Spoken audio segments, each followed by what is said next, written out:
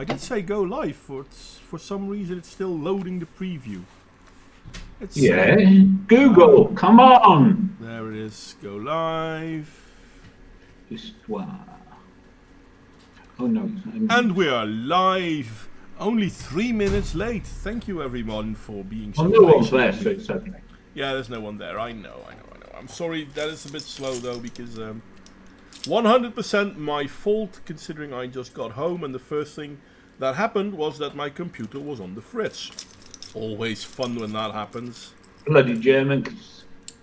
Well, not sure. Asus. Is Asus German? I thought it was American. No, you said it on the fritz.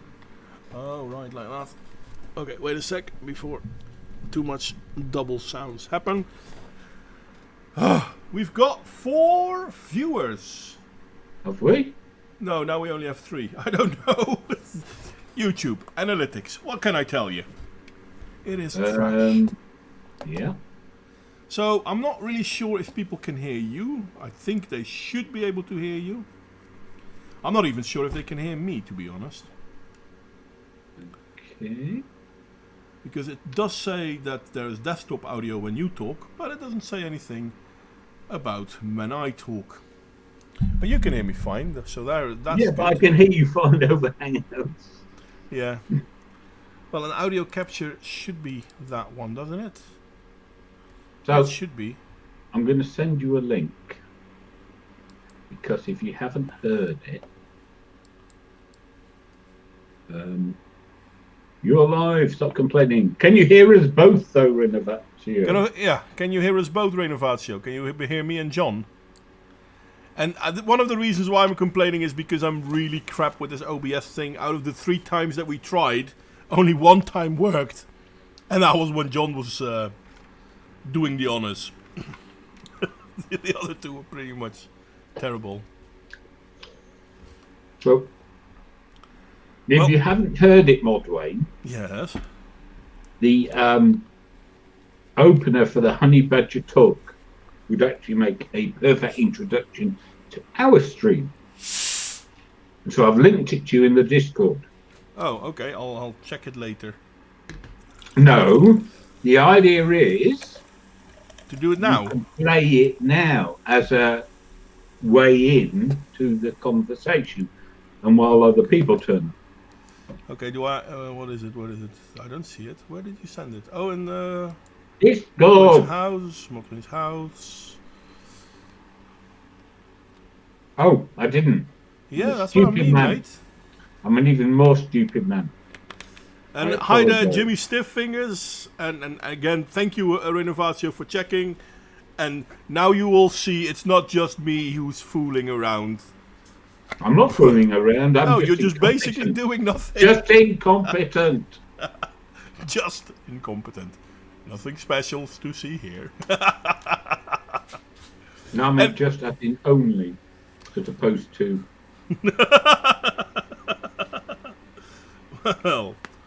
Well, as opposed to merely, and you know. Well, I'm sorry. I kind of don't. What like it is, if you play the talk, it gives us 10 minutes. Yeah. Well, I was trying to set up everything fast. I mean, everything should have worked, but I started with a computer being annoying. No.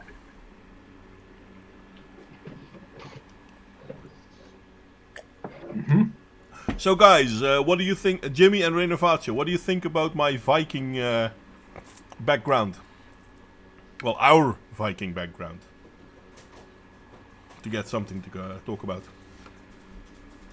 Get the bloody video on. Which one? Did you finally send it? Yes, in the Discord. Where? I don't have it in our stream, and I don't. Oh, there it is. Okay, go on. Stop. In the interest of. Stop. First, I want to do this. In the interest of equal time, I've decided to channel some of the feminist opposition. Can you show the video as well? Yeah, I can. I'm trying to do everything at once, which is not something I'm really good at. But there we go. Screen 2. Hop. And here we go. In In the my interest defense- of equal time, I've decided to channel some of the feminist opposition to men's rights advocacy that I've encountered on Clown World. Twitter. Should be along any minute. I'll just wait here until... Hey, what the hell is that?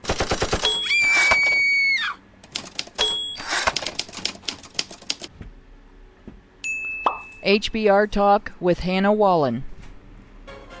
Men's rights? What? What's the matter with you guys? You claim to care about men, but what do you do for them? What have you ever even accomplished? You don't even really talk about men's issues. All you do is bash women. How dare you criticize feminism? Feminism is... This is about 11 minutes. Do we do it all? Yeah, because 11 minutes is time for anyone else to turn about up. equality. Feminists are enough. not your enemy Fair and they enough. don't hate men, you evil, overprivileged, misogynistic pigs. It's feminists that get things done by publicly agitating for changes to law and policy. Also, feminism is not to blame for any of the feminist lobbied law and policy that discriminates against men, because the people who listened to them and did as they demanded were male legislators and CEOs, and the feminists who don't do anything disapprove of their actions.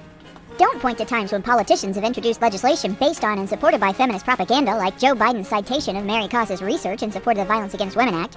Only data from studies counts as evidence of the movement's influence. Direct evidence doesn't prove anything.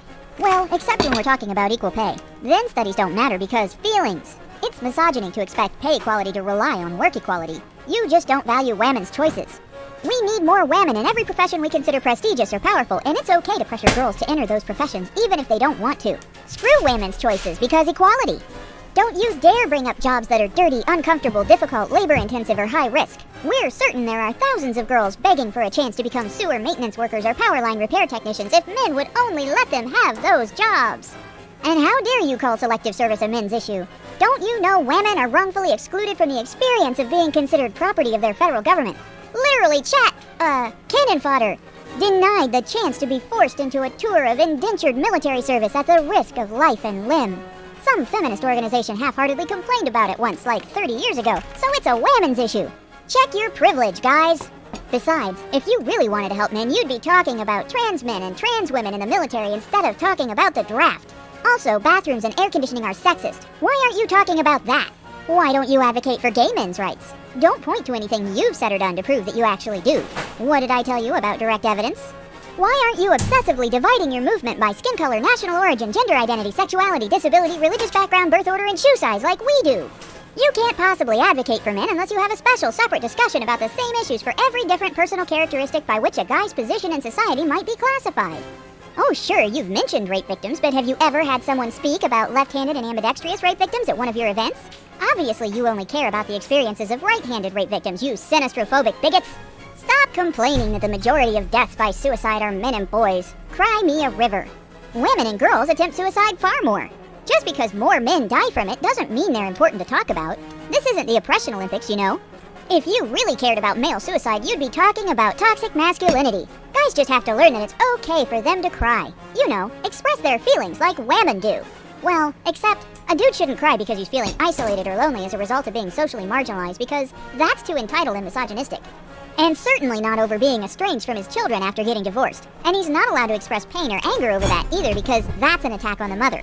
And how dare he express fear or resentment if he's dealing with a false accusation, because that's a potential learning experience. And besides, it's not like he's been beaten up or raped or anything. But he also shouldn't feel sorry for himself if he has been beaten or raped, because it's not the same when it happens to him as when it happens to a woman. And if he kills himself because of any of those things, that's an act of aggression against the stunning and brave women whose experiences in relation to those issues are more important to consider. Besides, your complaints about discrimination in family court are invalid because deadbeats and abusers. Dads only get shorted on parenting time because they don't sue for more, as evidenced by the success of dads who get custody when a mother is unfit. Mothers are the primary caregiver most of the time, so they should have primary custody. Alternating weekends give dads plenty of time with their kids. Mothers who have to share custody 50% of the time have separation anxiety. It's very traumatic and painful. No parent should have to live with that. Dads only want custody when it'll get their child support obligation reduced or traumatize the mother, so none of them deserve it. Single mothers totally fill the roles of both parents, so shut up and pay your imputed income-based child support, Mr. Provider. Feminists who oppose equally shared parenting bills are not responsible for the continued inequality in family law after those bills fail, because not all feminists are like that! You can't complain about custody issues if you want men to have reproductive rights like women do. Wanting men to have reproductive rights proves you don't care about your children. If any men don't want to be fathers, no men are allowed to want to be fathers. Men shouldn't have their own long-term birth control like the pill because that would take control away from women. Women shouldn't be expected to use any of the many types of birth control available to them because sometimes the side effects are bad. The reason men don't have their own birth control pill is because the side effects were bad. Therefore, they are wimps and have no reason to complain about their lack of reproductive rights. Women have a right to a full spectrum of taxpayer-funded birth control and also abortion and safe haven abandonment because they should be able to have indiscriminate sex without consequences. Men shouldn't have their own pill because they only want it so they can have indiscriminate sex without consequences. How dare you bring up birth control sabotage and paternity fraud? DNA testing is misogyny because women don't lie about paternity. You don't want to spend the next 18 years paying child support? Keep it in your pants, you philandering deadbeat. Women don't use false accusations as a weapon in custody cases either. You just don't want abusers held accountable. It's misogynistic to fear false accusations as a potential consequence of indiscriminate sex. If guys were more careful who they'd sleep with and under what circumstances, they wouldn't be at so much risk for that. False accusations are rare anyway, so the problem isn't important enough to address. And by the way, what do you mean by false accusations? Women don't lie about rape. Men who have been falsely accused can learn from the experience. False accusations have no impact on men. Pay no attention to the falsely accused men who end up behind bars for years or get beaten to death by vigilantes.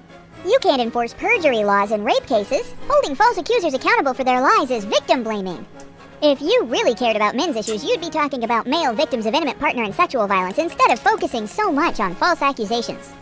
Shut up about male victims of intimate partner and sexual violence. You're only talking about them to derail the conversation about female victims and distract from the issue of male violence. Male victims of partner abuse aren't important because statistics from research designed to bury evidence of female perpetration proves they're rare. Women who hit first aren't abusers because eventually some guys hit back and cause injury. It's preemptive self-defense. It's not discrimination to exclude male victims from abuse victim services and shelters. Those are women's resources, and allowing men access and equal consideration would take those resources away from women. Male victims don't need services and shelters because stereotypes about size, strength, and invulnerability that totally aren't the same thing feminists call toxic masculinity under other circumstances. Men's shelters are just there to shield abusers from prosecution by exploiting laws and policies created to protect women. What, you're angry about the lack of services for men? Why haven't you single-handedly solved this problem yourself by building and funding shelters and services for male victims without access to any of the government and corporate funding behind women's shelters and services? You had an event once to raise awareness of men's issues. If you can fund that, you should have been able to use that exact amount of money to build and indefinitely sustain a shelter. How dare you dedicate funds to a men's shelter? Give your money to women! Besides, women's shelters have programs for men. Male perpetrator programs. That's all that's needed, right? Stop complaining about wrongful imprisonment and overly harsh sentencing. If you don't want to do the time, don't commit the crime. And how dare you bring up prison rape? Rape is a women's issue. Besides, men raped in prison are raped by other men, so it's men's fault and therefore nothing has to be done about it. We should be focused on protecting female prisoners instead. Men can't even be raped by women. Rape means penetration of the victim, and women don't penetrate.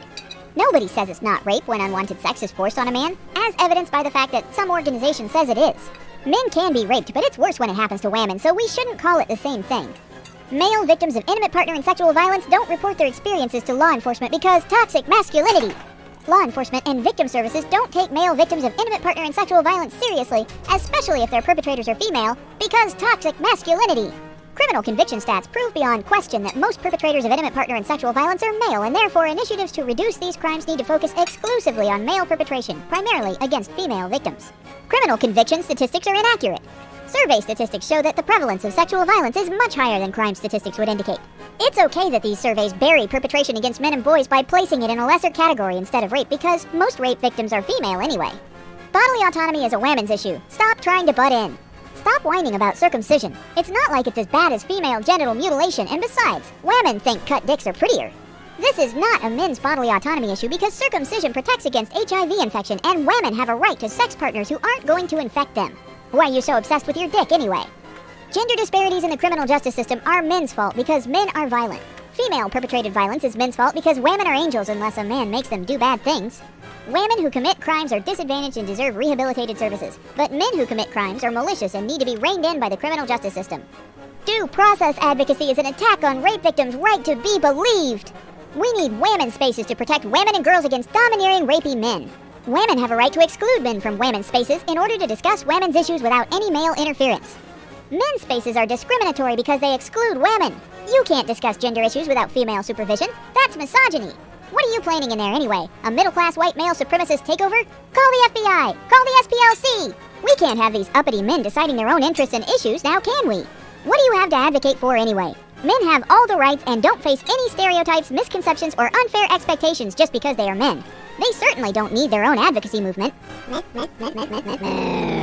Well, thank goodness that's over with, but I guess there you have it, folks. Robust feminist arguments. The topic of this week's HBR Talk.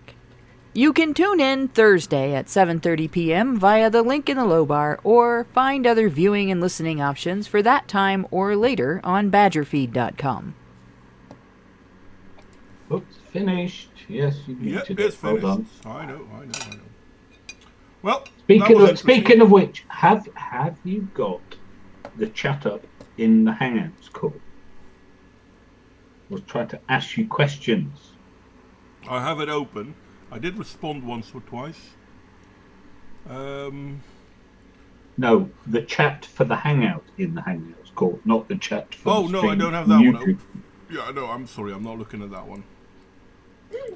Oh, too many things open. I don't see anything. Come on. Ah, okay.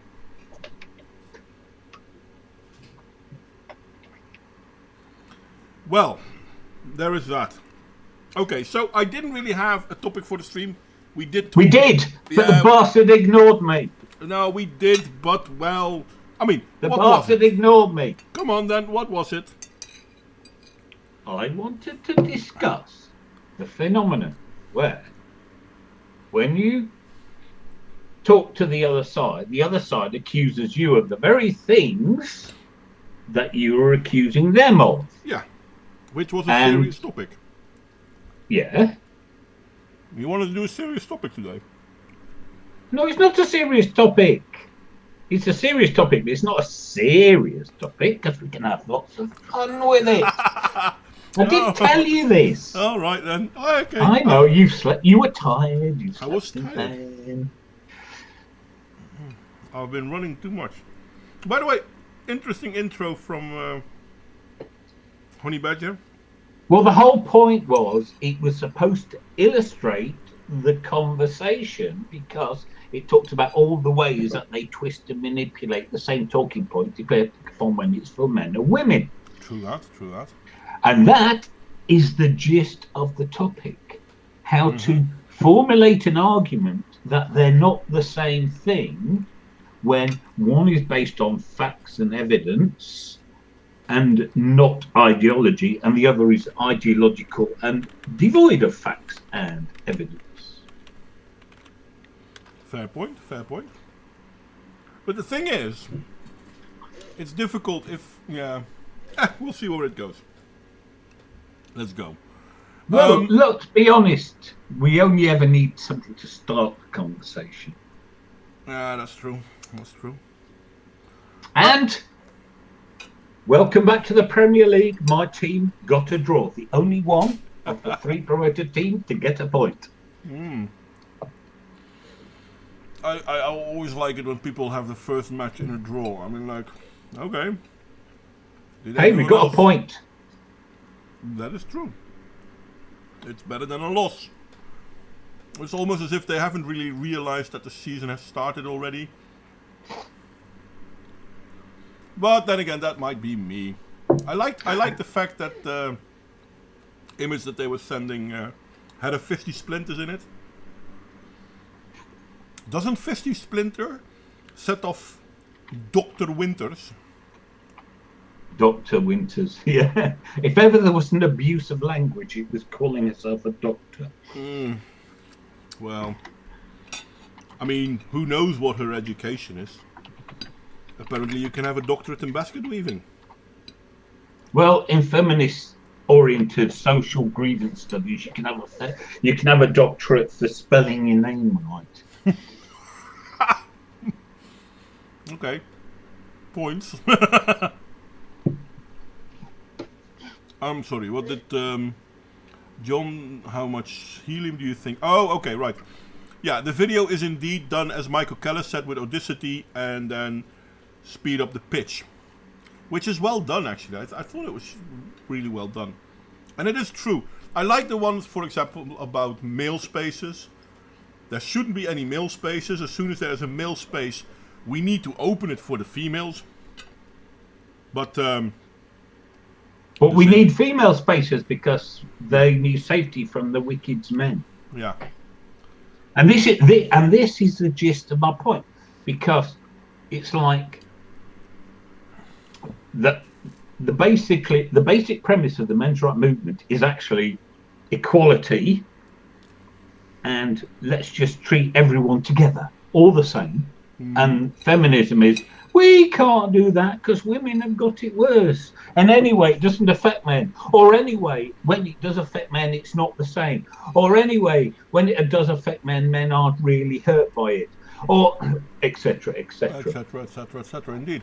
The biggest joke I found was years ago. There was a club in the city I live. It's kind of like a gentleman's club, but a gentleman's club as in a gentleman's club. Yeah, Not- no. I mean, not just one of for those, men to go in and have their whiskies and brandies And a cigar and yeah, a nice sit. And free from the feminine influence. free from women influences. No, I mean the whole London club scene was founded on that premise. Yeah. But obviously, that was discriminatory because no women allowed. Okay. Well, there were gyms that were for men only, which is discriminatory. The fact that, there were gyms that were for men only because they didn't want to have any bullshit stories like harassment, sexual harassment within the confines of their gym. So, no, that's a problem. Women should be allowed in. Okay, guess what happened next? Women were allowed in, but yeah. No, I mean, the minute women go into a man-only space, they want to change it, and then they get all butthurt because it's not women-friendly. Well, that's because it wasn't set up for women. Yeah. And funny enough, you wanted to join it when you bloody well knew what it was. So why do you want to change it? But the worse than that, so in the world of professional golf, in the United Kingdom, because it's probably different in America, but in the United Kingdom, golf clubs are hundreds of years old. Mm-hmm. And there are a great many golf clubs which are restricted to only men becoming a member, including some used for the major tournaments. Yep. Particularly the British Open, which is a tournament, one of the big four. And it's always, they've got to let women in. We can't possibly have a prestigious event at a club that doesn't let women in. What they don't tell you is that there are as many clubs for women only as there are for men only. And yet they only ever complain about the men only ones. They don't say anything about the women.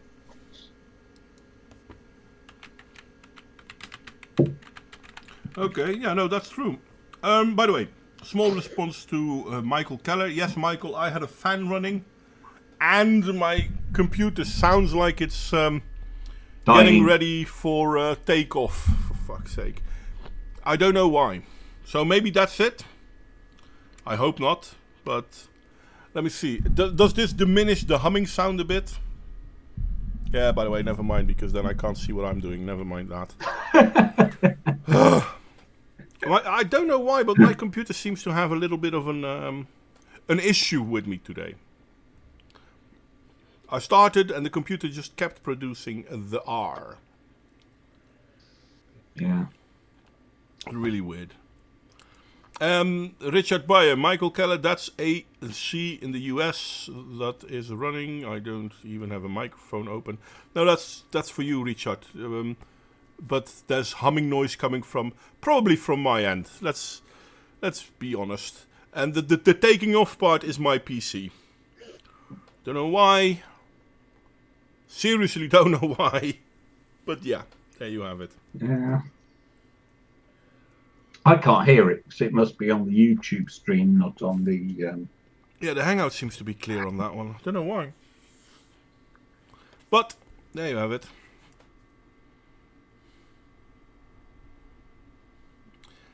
Do I want to volunteer to test your badge's OS on this stream? What's your badge's OS then? No, Sleep. he's setting up a Linux server for the Badgers so they don't have any more Windows problems because they always have technical difficulties. Ah, okay. First off, sleep well, Jimmy Stiffingers. Hope to see you next time, mate. And what? How do you mean test? I mean, well, obviously not tonight, or at least not No, during the live he's stream. just asking in general. I don't mind giving a test run if you want, mate. Sure. We can do that. Yeah, maybe we could have a new challenge. Let's host this stream from as many countries as possible. Oh, that's possible, yeah. Linux live system to stream. Well, you know, Michael, I think you're on the Discord server. Just drop me a link and we'll talk about it, or maybe we'll talk about it after stream. Oh, sorry about that. That's me. That's okay. So yeah. So no, but it's the whole how do you call it? The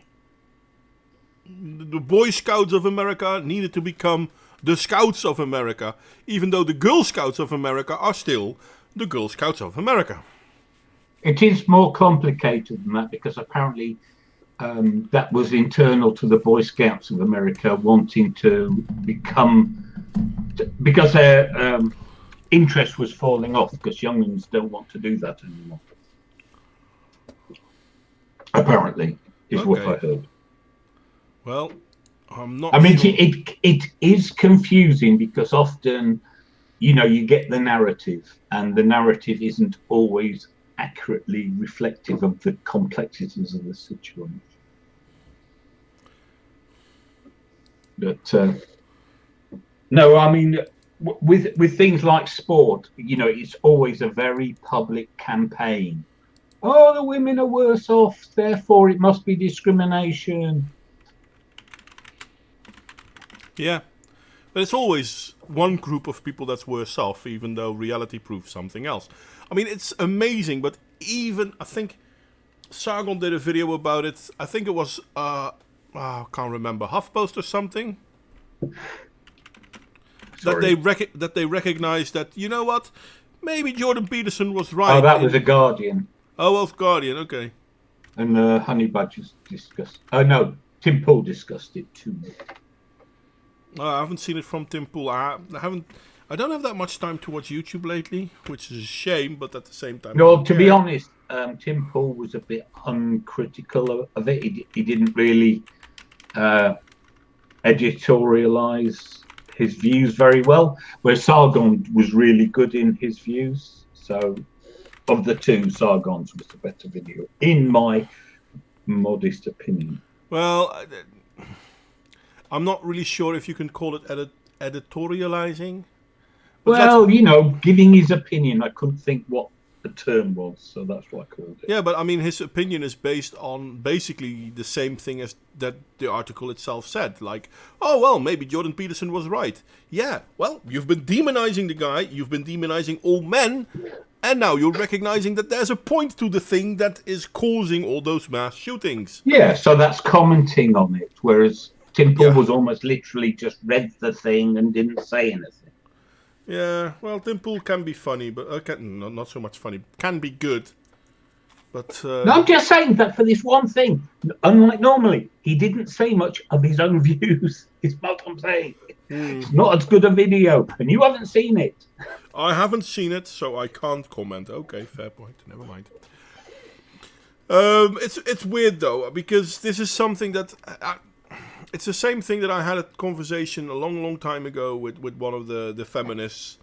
Well, yeah, but male suicide. Well, yeah, no, that's a big problem. Well, okay, how do you think it happens? Well, this and that, this and the other. Yeah, no, it can't be that. Okay, well, I don't know. I only work in mental health care. It's not as if I have any place to see anything. But this is something that the Honey Badger pre-video basically said as well. Well, women try to commit suicide more often. Yeah, they do. And yet men are more successful and die more often. What does that tell you?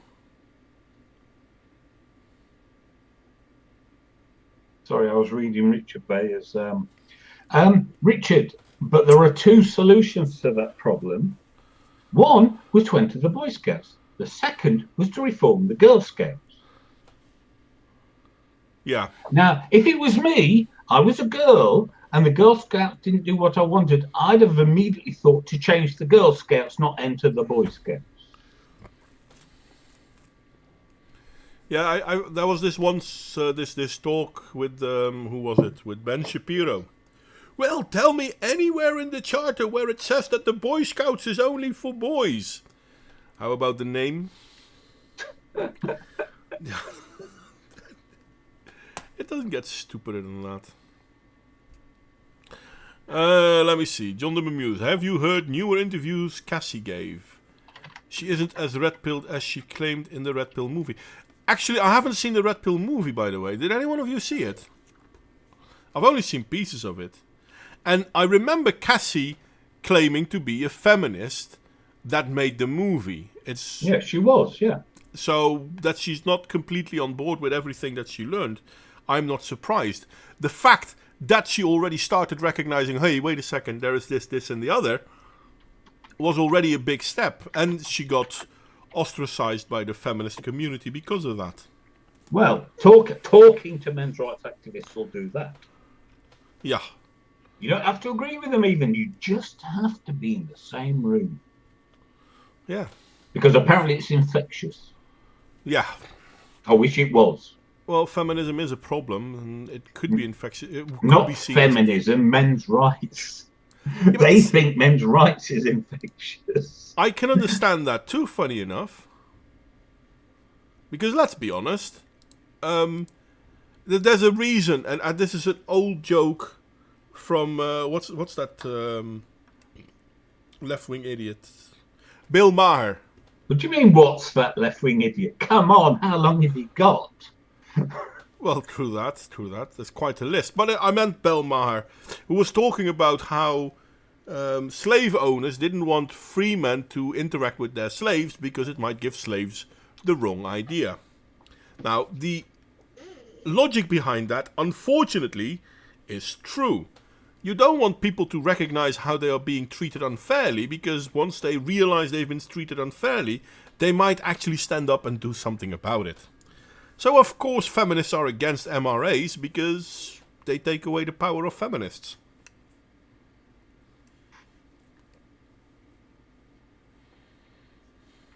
Yeah. I'll have to figure out how to see them one day, Michael Keller, because in all fairness, I'm a poor kid, so I'm probably not going to buy the movie. No, well, it's streamed on things like Amazon, so you can just rent it to stream. Yeah. Maybe I should. Or is it?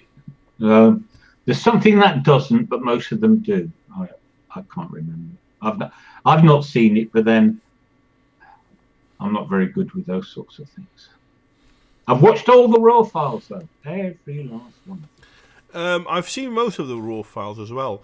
And Richard Breyer, you're correct. Women attempt suicide far more often as a cry for help and attention, whereas men far more often... how do I say this? Women can attempt suicide multiple times. Men, on average, only try it once. And it's sick, but it's also reality. No, but here's the thing. Okay, so both Honey Badgers and Bane 666 were responding to Knowing Better's criticism of the film, and his argument was, well, men use guns. That might be true in the United States, you American-centric asshole. But the rest of the world, the fact that men go through with suicide far more than women is still true, and we don't have guns. So that's a shit argument. Well, the whole gun argument is bullshit. Yeah, but that's what I'm saying. But they go, oh, well, it's because men have access to guns, and therefore, as if, like you say, the gun's the issue, as opposed to the intent is the issue. Yeah. I mean, and I agree with what Richard Breyer said. Most men who end themselves are going in with the notion that nobody gives a fuck anyway, so why the hell bother? And this is true. Hell, I mean, you see male suicide in nearly every level of life. No, not level. How do you call it? Social standing of life. You can have very rich men committing suicide. You can have famous men committing suicide, which is far more likely than this happening with famous women. I'm not saying it doesn't happen with famous women, but it's far more likely to happen to men. Mm-hmm. And there's something sincerely wrong with our society when we can see the problem of one, but try to downplay the problem of the other.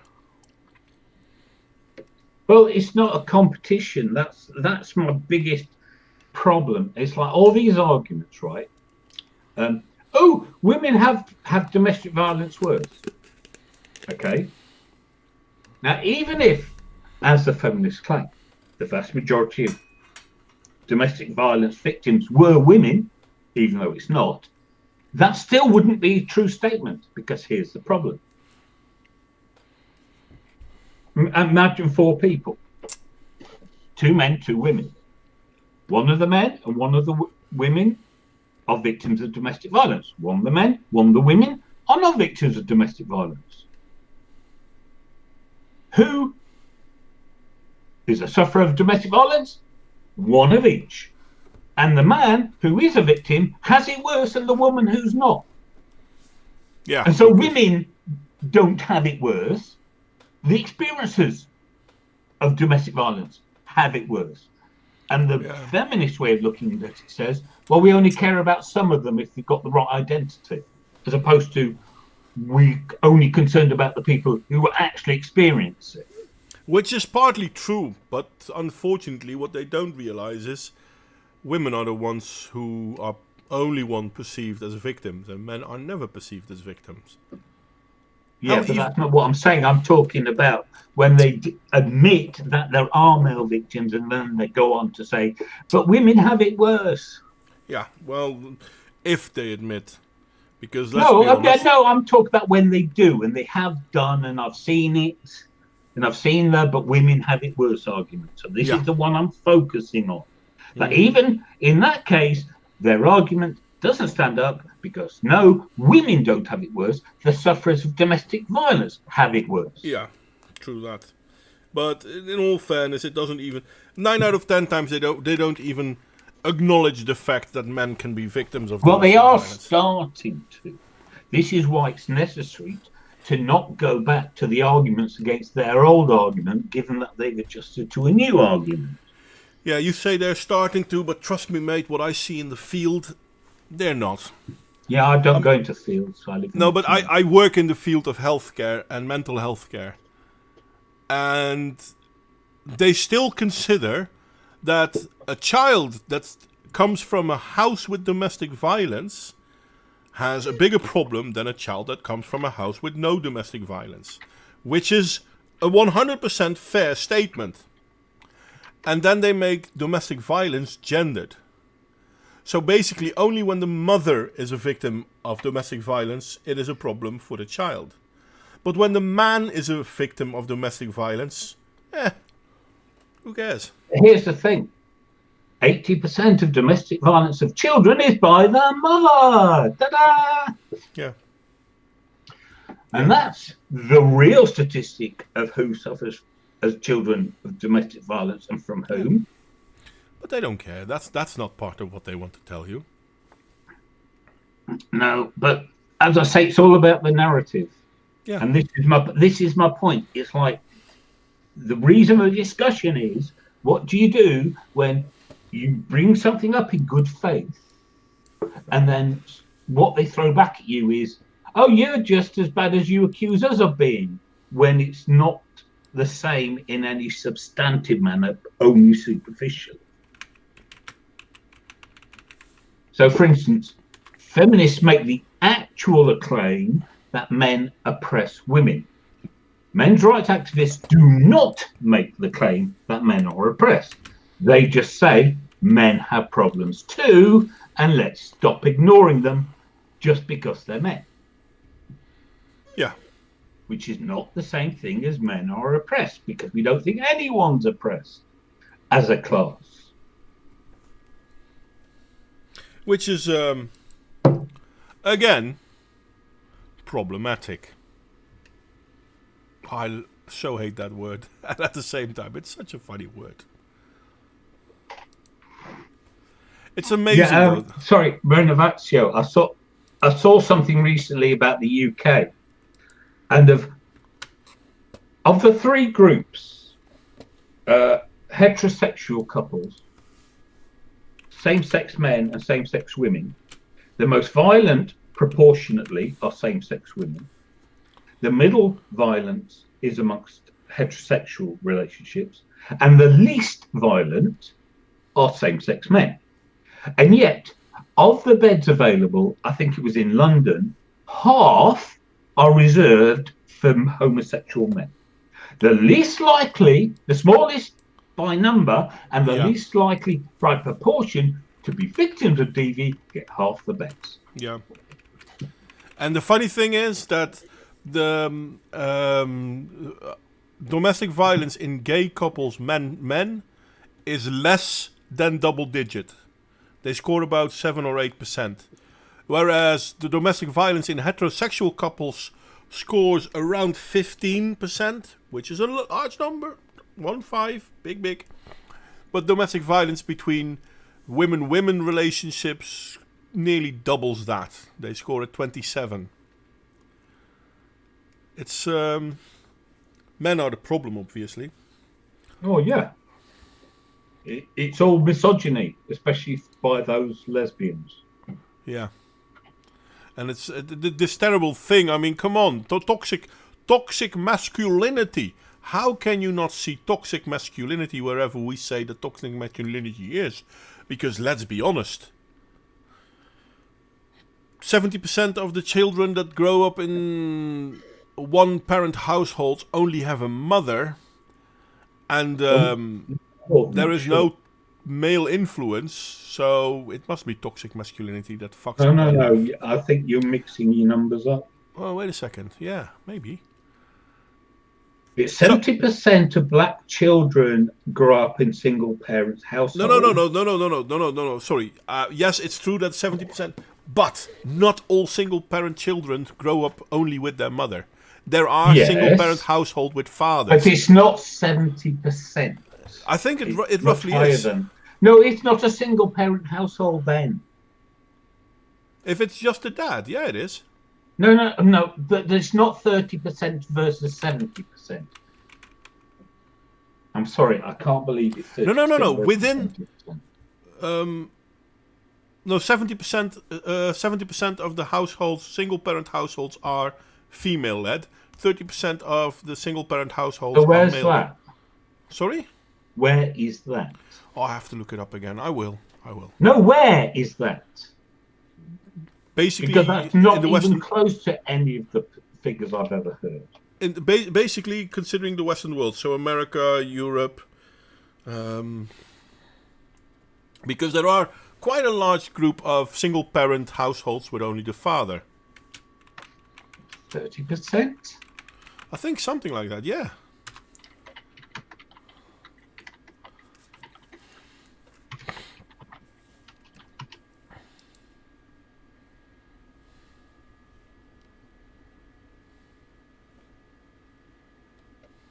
Let's look at the ONS.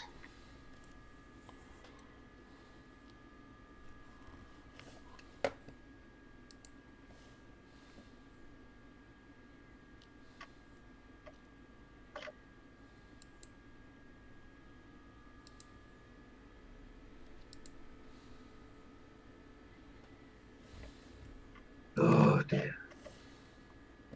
No, it's the whole families and households. Where are we? Come on.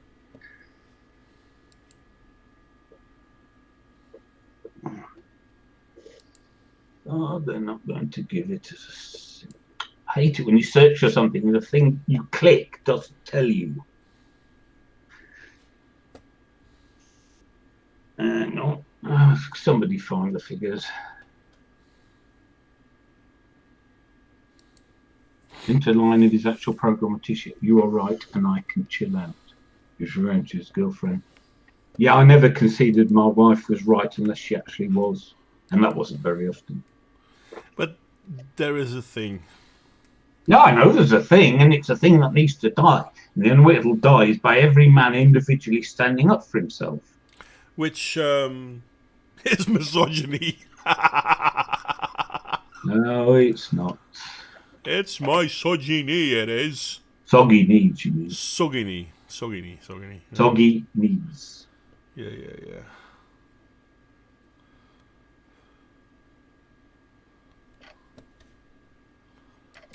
Oh, goodness.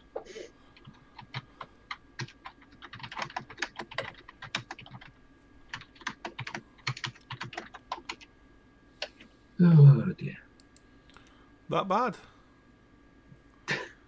You can't find it, Sorry. can you? I don't like searching while we're in a stream.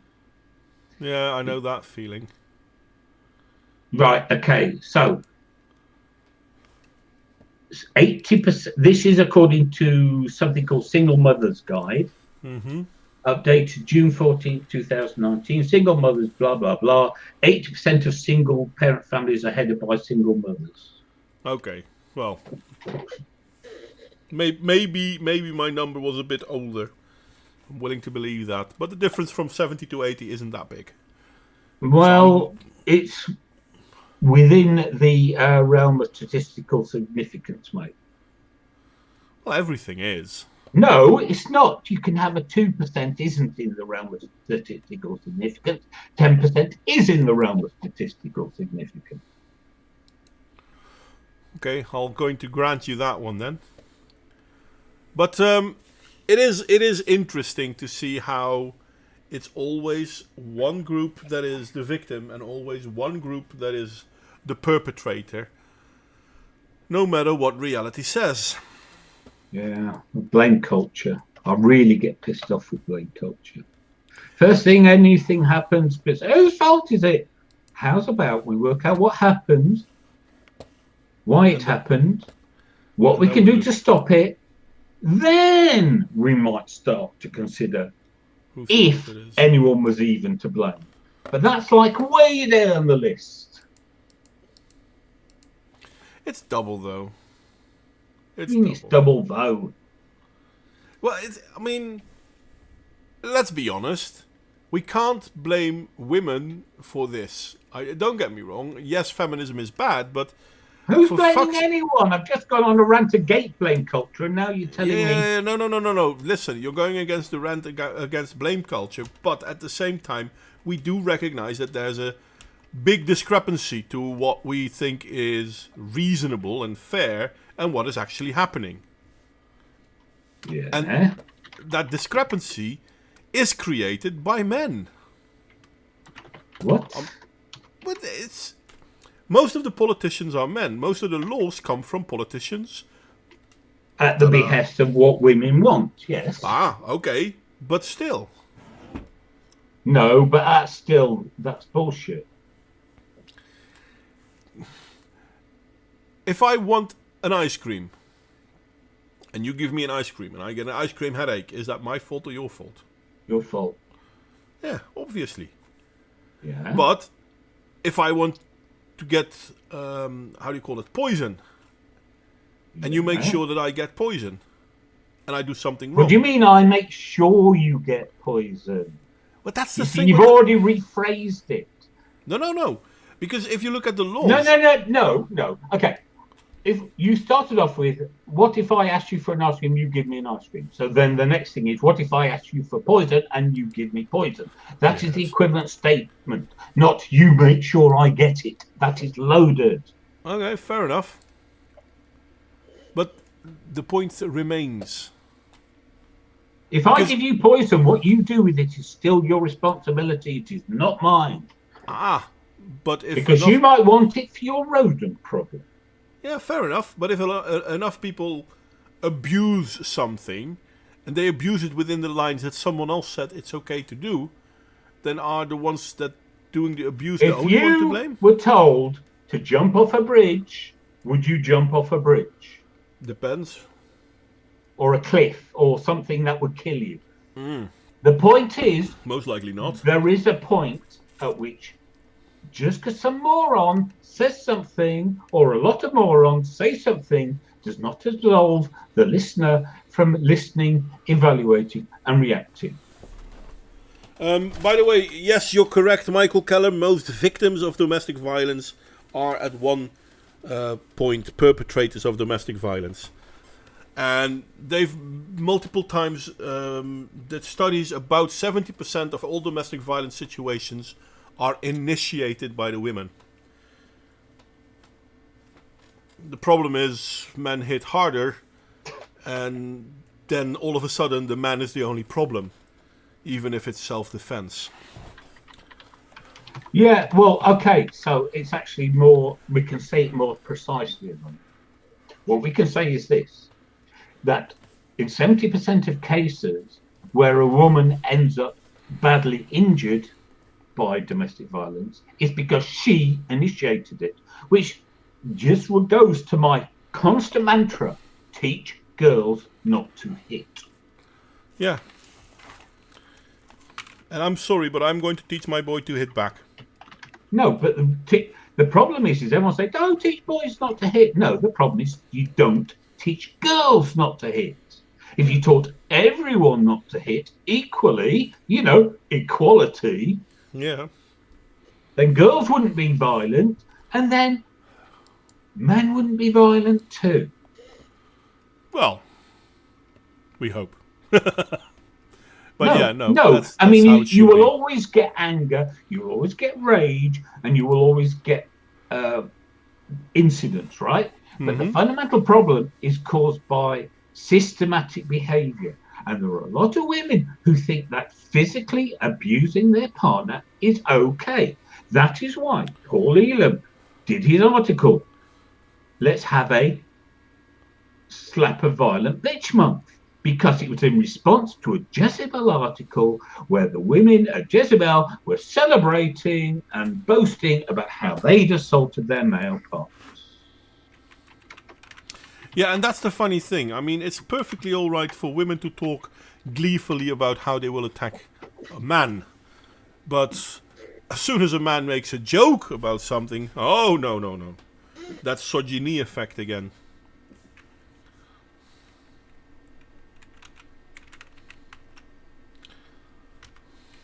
And indeed, Michael, as you said, I mean, if you defend yourself even without hitting back, it can be used to say, oh, but violence. Yep, okay, fair enough. I've actually seen this happen, that girls go to boys, hit them and say, you're not allowed to hit me back. Yeah. And the answer I've is, seen yes, this I am. happen. And basically I'll shout, yes, you are. I mean, they don't hit me because I'm an old man. And kids don't hit old men on average. Well, I haven't had it happen yet. No, I know. But you see, this is the problem because, okay, I have been where there has been violence. But if you take all the days I've been alive, welcome back. You're talking to my about channel. Today again. One moment, come on. Stop it! So, yeah, that was my bad. Jesus, wet you boomer!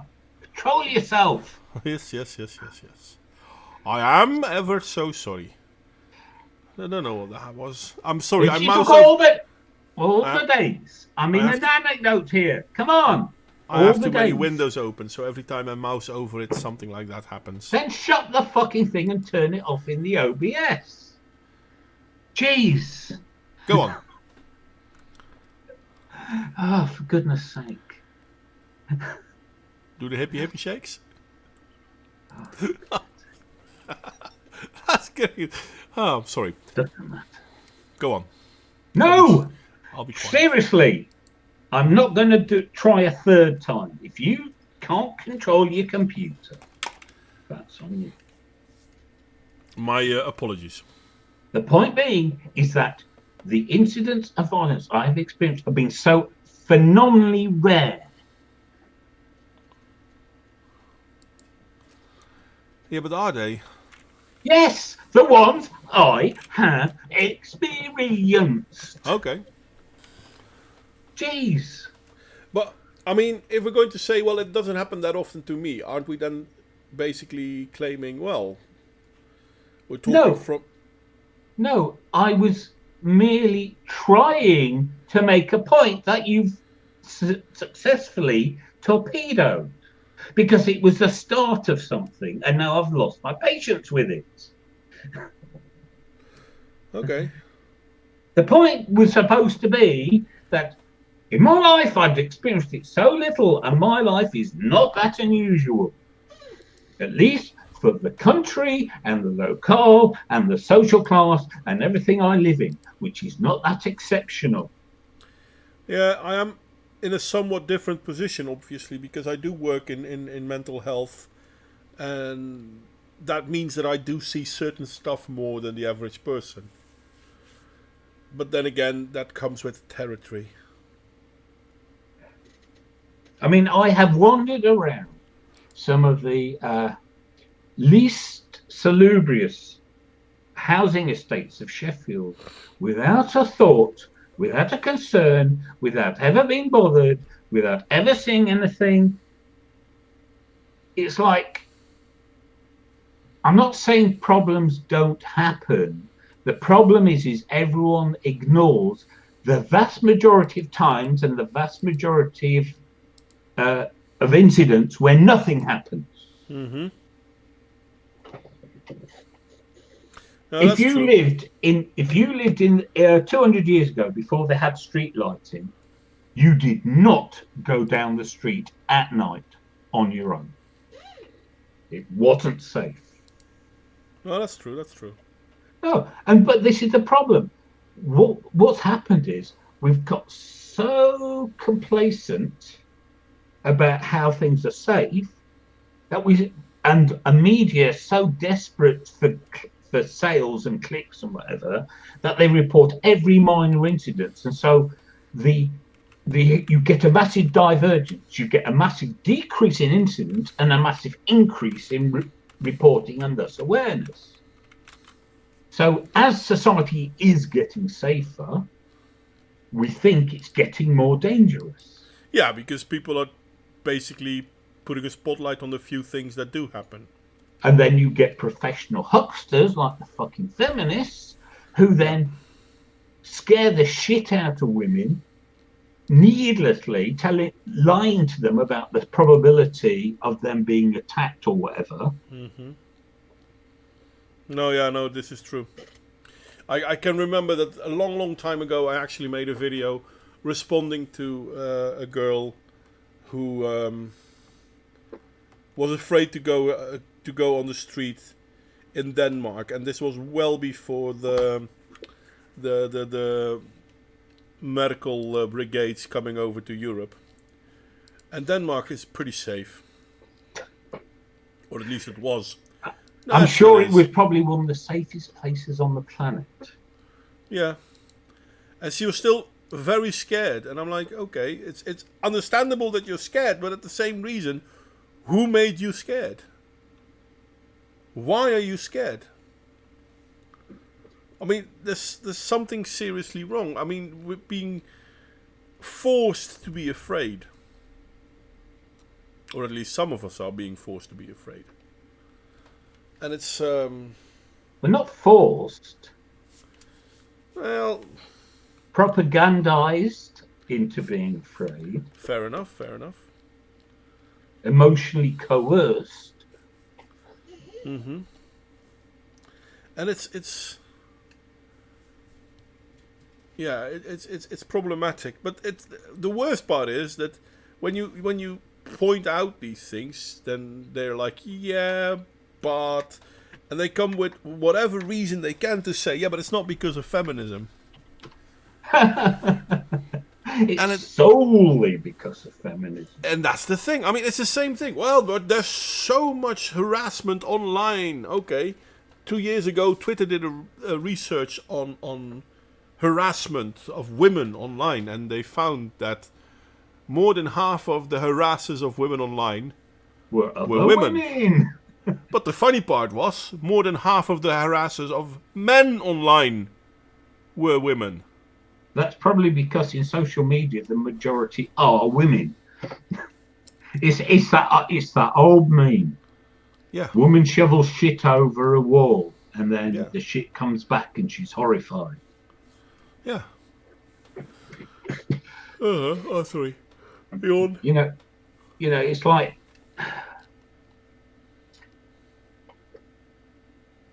But I mean, I was watching the Glass Blind Spot, and there were somebody an interview with Natty. I could never remember her name, Kadir or something from the Honey Badgers, and she was pointing out how when they did a study of abuse of MPs at the last election, they only looked at women. And how can you measure anything if you don't measure all of it? And they omitted Theresa May, the Prime Minister. One of the biggest one. Well, the Prime Minister, and yes, she was the biggest one. And the second biggest one was Jeremy Corbyn, who, not a woman.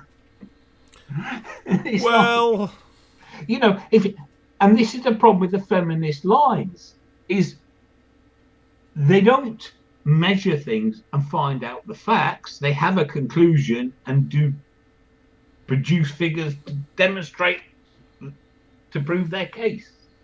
yeah, based on what they consider the facts, this is what we want you to think.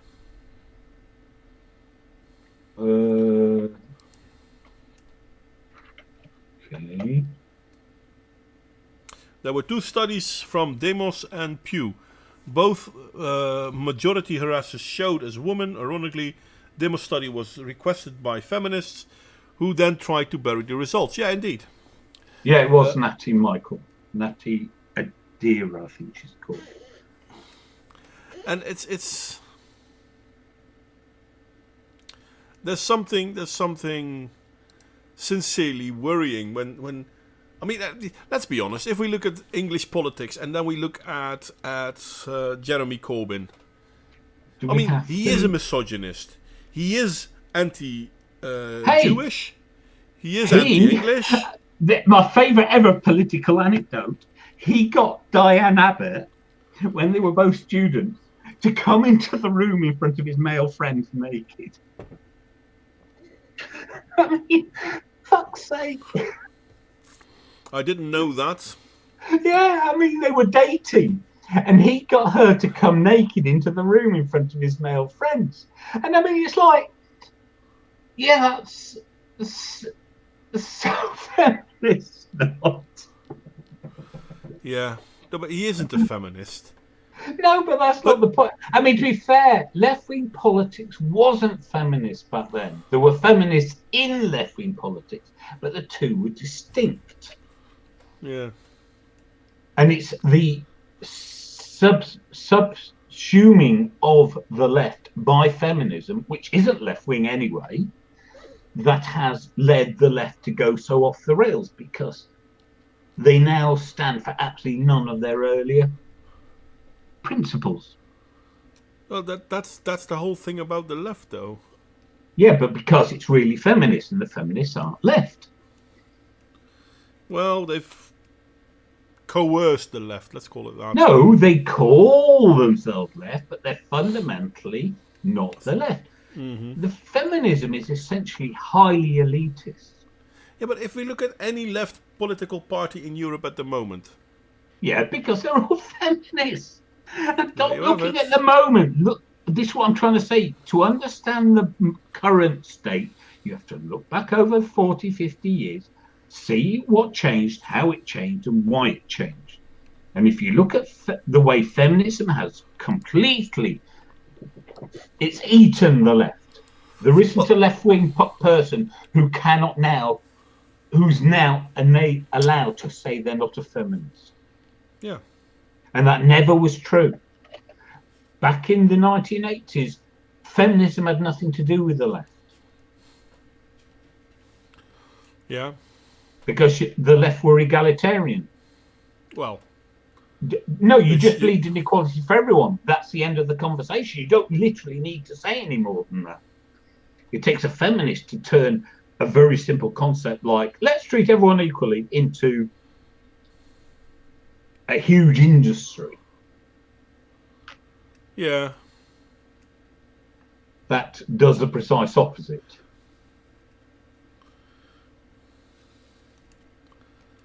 It's weird though. And I don't understand how this keeps happening. Because it does Because keep people happening. are gullible morons Yeah, and but busy and how many times do you burn your feet? yeah, Eventually but no, but you're missing the point. That is an individual. When you say everybody, that is not an individual. In fact, it is always likely to be a slightly different selection of individuals, some of whom like having their feet burnt or think it's to the greater good. Well, and then we come back to the quote of the how do you call it? The dictatorship of the do-gooder. I gotta make that one a screenshot that I have ready because it does come up quite often. Let's see if I can Hang find on, it. I'm going to give Michael Keller a link about that story I just said.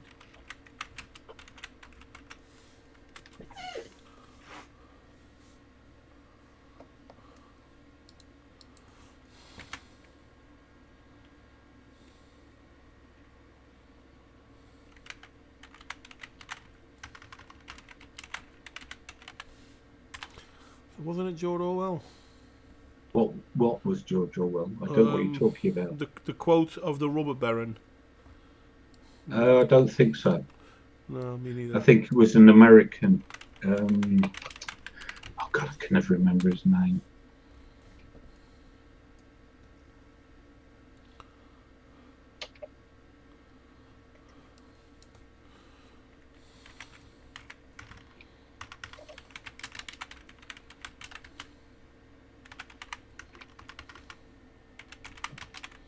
Well, we know it anyway. I mean, you don't need somebody to tell you the blatantly obvious.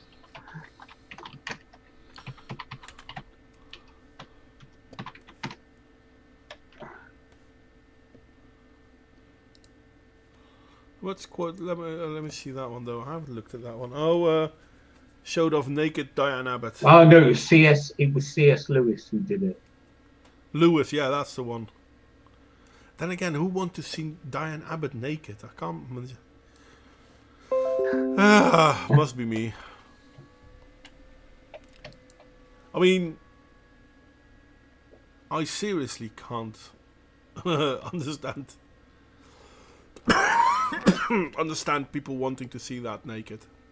What, Diane Abbott? Yeah. She was young and presumably slim at the time. Yeah, but faces And don't I'm change guessing, that much. due to the greatly decreased racial diversity in the country at the time, most hadn't seen a black woman, let alone a naked one. Well, maybe that's the thing. But faces don't There you change go. that much. There's your quote. Yeah, Hannibal's looking for a meal. Not really. I found it too. No, I Just- don't want to see Abbott naked, Michael Keller. That wasn't the point at all. I think he's, or is there a different Abbott? And he's going to pull a joke. Wow. But Oh, wait, which Abbott then? well, there's lots of people called Abbott. Russ Abbott. Ross Abbott. Yeah. Abbott's in the monasteries. Abattoir. Abbott and Costello. So what was his name? Thingy Abbott. What's his name? Thingy. No, Abbott and Costello. I can't remember what his first name was. Yeah, I know what you mean though. Come on, Bud Abbott.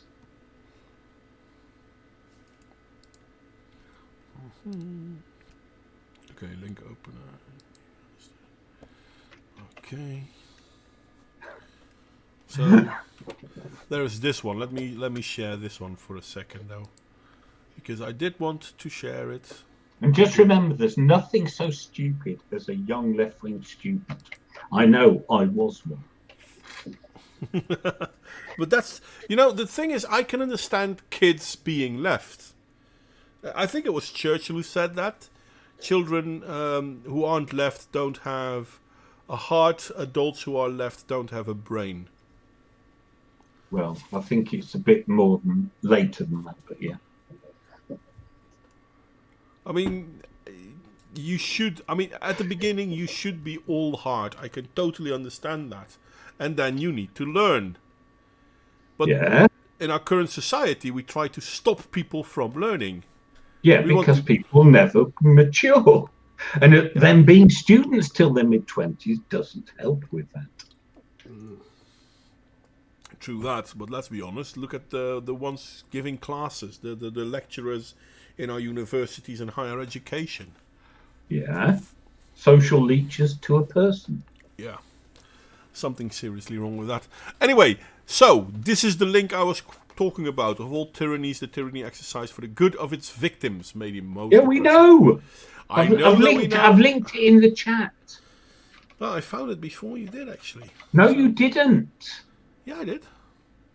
It's been in the chat for 3 minutes. Yes. No matter. Anyway, I don't need to show this one that long then. Everyone knows it anyway. Yeah, and you keep speaking to the choir with that one, mate. True, but I am going to use it time and again though, because you see, yeah, I know. We need to. Everyone needs to recognize things so that then when someone says, "Well, yeah, but this blah blah blah," then you can easily say, "Yeah, but of all tyrannies, the tyranny exercised for the good of the victim is the worst you can live under."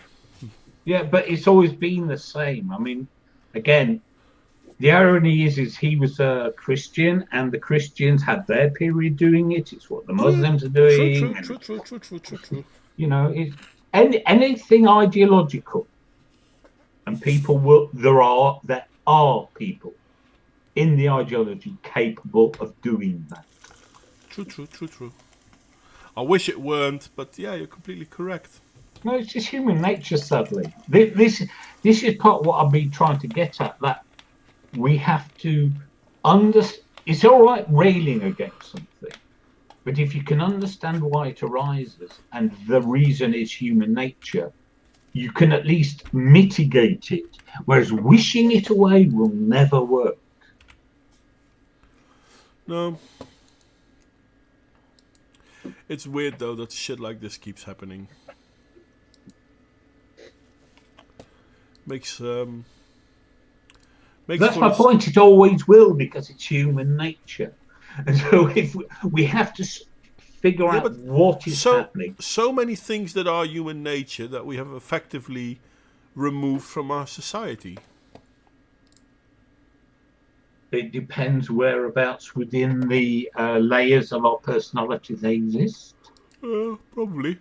I mean, it's like slavery seemed to have been a perfectly normal part of human nature. We got rid of it. Okay, that happens at a high level. Rape. Everyone's against rape, but we still have rape. And I'm not talking about the feminist. You didn't get consent, or she changed her mind 2 years afterwards variety. I mean, actual rape, because it's far more primordial and complicated. Mm-hmm. And people don't do it because they are unaware it's wrong. They do it even though they know it's wrong, and it's the same for murder and other such heinous crimes. I think, and this is true for most crimes, it's based on how good or how big is the chance of being caught and being punished. Not necessarily. That are other urges. This is my point. It's like when someone's in a rage, and even a sustained rage, where they get they need revenge, and they'll hatch a plot to murder somebody. Okay. they might try to not get caught, but you know what I mean? They will still do it. It's like you've got these urges, the conflicting interests. Because everyone acts as though, oh, it's against your interest. No, you have lots of interests all the time. They're in perpetual conflict. We live our life in perpetual instability with multiple urges. It's funny enough. It's okay as long as we keep those urges in check. Yeah, and the point is, you know, every now and again, an individual out of 7.5 billion people, which is a fuck of a lot of people, won't. And that's a statistical inevitability. Yeah, but when we look, for example, at rape compared to burglary, murder, or slavery, the problem with slavery is that you have a far larger chance of being caught. But even slavery still happens. Well, forced slavery, even though it's illegal. No, I'm sorry, that's a rubbish argument. I'll tell you why. Because slavery happened until we came to societal disagreement to its validity. Then you've got the issue of, okay, so it's eradicated in the West much earlier and much more easily than some other parts of the world. It still persists in other parts of the world, and the reason it often persists in other parts of the world is because it's not illegal. Yeah, but that's not what I tried to say. Rape is illegal in the Western world. Slavery is illegal in the Western world. Rape still happens, but slavery still happens too. Far less. Why? Because the chance of being caught is bigger, and therefore it's less people do it. It's nothing to do with being caught. Yeah, I think it is. The vast majority of people don't have slaves because they don't agree with slavery. Yeah, but the vast majority of people didn't have slaves even when slavery was allowed. Yes, because but that's not the same. That's a bad argument. I'm sorry, that is such a bad argument. But my argument isn't against slavery. My argument is that... No. Your argument John, let me at least finish. The argument is making something illegal is a way to change societies, but it is based on how big a chance there is to actually be punished for your wrongdoing. Now, for a singularity incident, there is a chance of being caught and being punished. For a long-running incident, the chance increases. This is a reason why it happens far less, even though it still happens.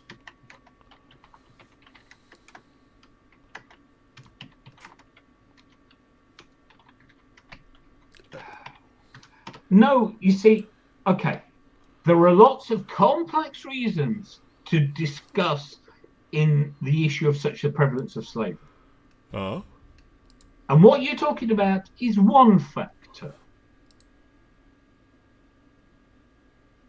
Not the major factor. It is a factor. Well, maybe, but we were talking about legality of things as well. Yes. And the legality of things. The legality, the be all and end all of the prevalence. I'm saying it's not. Well, it is.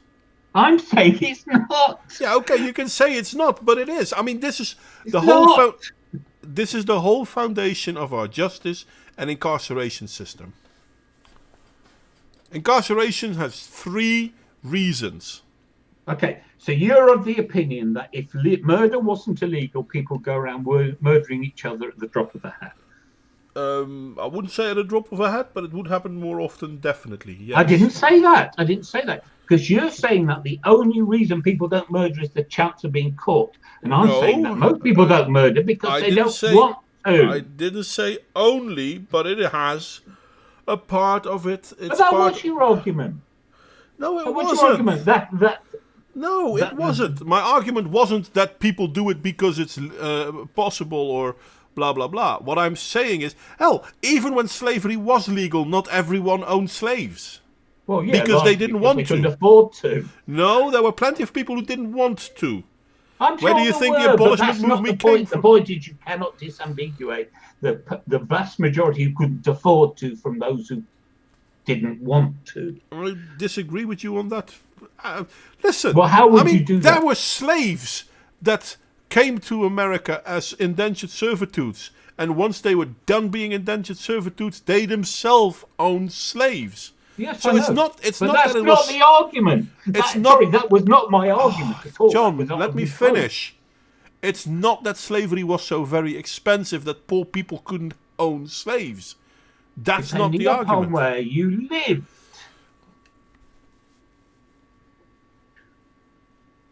Well, there are plenty of places where poor people could own slaves and didn't.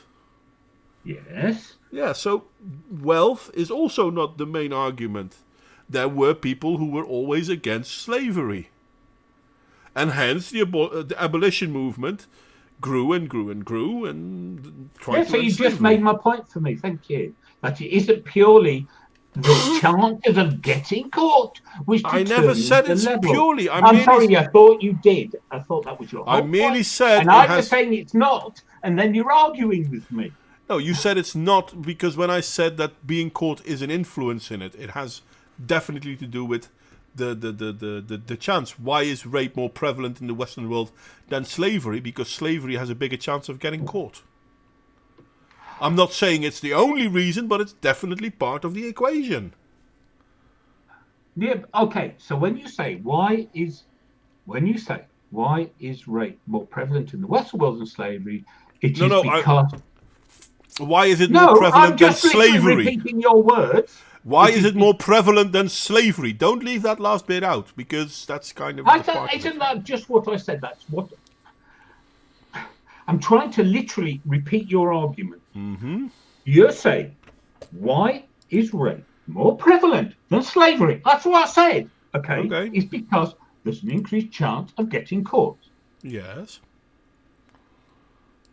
And then you said something completely different. Because, What did I say that was completely different then? Because the statement, the prevalence of rape is greater in the Western world than the prevalence of slavery, is because of the chance of getting caught, is a direct statement that the only factor is a chance of getting caught. No, it's not the only factor, but it's definitely No, a but factor. that is what that statement literally means. No, it doesn't. It does. That's what the literal meaning of that expression means. That's why I repeated it, so that I could say it exactly, and you could say, yes, that's what I mean, and I could say, right, that statement means. You said the reason rape is more prevalent than slavery is the chance of getting caught. You said nothing else. Therefore, that is a direct causal relationship between prevalence and getting caught. And that was what I was arguing with. Now, if that wasn't your point, fine. But then don't argue with me. But correct even that yourself. But even that is true. No, it's not true, because it's an absolute statement, and it was the absolute nature of the statement that I was questioning. Okay. There are 3 reasons why people get incarcerated. But it's nothing to do with the incarceration. Yeah, it does, though. It does. Not my argument. My argument is there are other factors that have nothing to do with incarceration, and therefore the factors to do with incarceration are irrelevant, because we're not arguing about that aspect. We're arguing about the existence of other causes. Yes, and though you may keep pushing that point, incarceration is an effect in it all. I didn't say it wasn't. Yeah, well, I'm saying it's a big one, and then you said, yeah, but blah, blah, blah, blah, blah. No. Oh, You said it's the only one. I said it's not. You then blah, blah, blah, arguing with me. Then you admit it isn't the only one. And then you start arguing about the various elements of incarceration. And I'm not disputing not everyone wants to be a rapist. There are many things for people to become. Do you want some privacy? There are plenty of reasons why people become or do not become rapists. So there are plenty of reasons why people do and do not become murderers. And there are plenty of reasons why people do and do not become slave owners. Indeed. And one of that thing is the incarceration, the chance of being caught. Yes, but we're not disputing that. Okay. disputed your phrasing, which said the cause, the cause of the difference. You didn't say a major cause. You didn't say one of the significant causes. You said the cause. Thank you, Renovatio. You just made my point. Rape and murder are more prevalent than slavery, as rape and murder are singular acts, whereas slavery effectively requires the establishment of a system, though it doesn't have to be a system if it's illegal, because you can do it illegally, and if you do it illegally, there's a bigger chance of getting caught. And if you're getting caught... How's that your point in any way, shape or form? Because that's basically what I said. No, it's not. You haven't said. You said nothing that was in relation to any of those points, and I agree with those points. Rape and murder are singular events, even though... Yes, I agree. Let me finish, John. For fuck's sake, mate. I haven't even said 3 words, and you're already talking. You're presenting it as in opposition to my viewpoint. No, even if I do, then still let me finish. That would be kind. I let you finish, don't I? So let's try again. I don't know what your point is. Then let me try to make it for a change. If rape and murder are singular events, there's an X chance of getting caught. And if you're getting caught, there's an X chance of punishment, etc., etc., etc. This is part of the equation for criminals to commit crime. Slavery has the same thing. If you own a slave in the Western world, it's a crime. There's a chance of getting caught. That chance is extremely higher than with rape or murder, which are singular events. So then the equation becomes, do I want to run that risk? Now there are still people who try to keep slaves in their house and do so for a long time. But that group of people who try that is smaller and smaller and smaller, because the chance of being caught is bigger and bigger and bigger.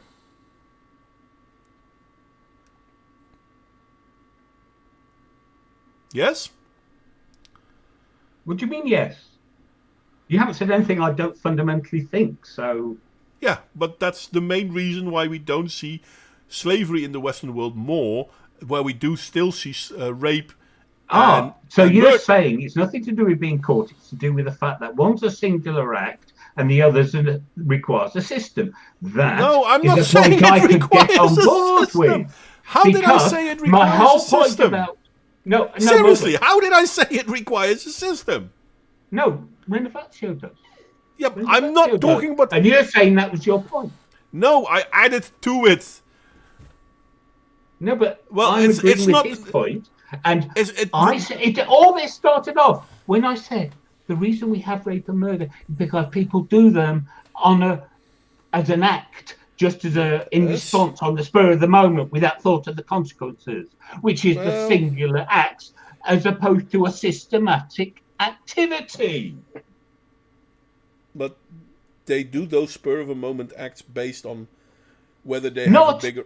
necessarily. But very, very often.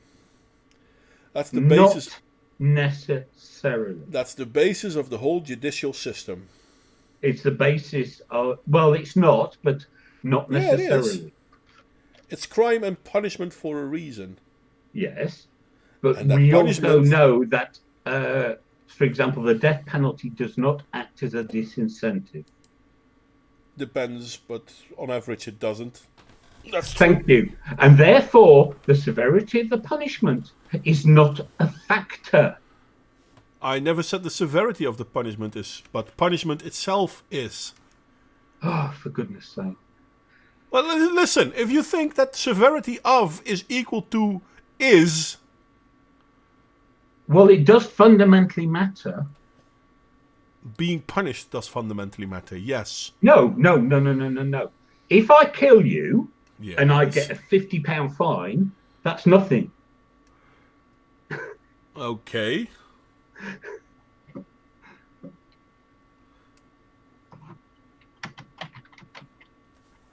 Anyway, I have no idea, but I think there may be a murder about to be committed. Yeah, no, I don't think so. Long distances and all that.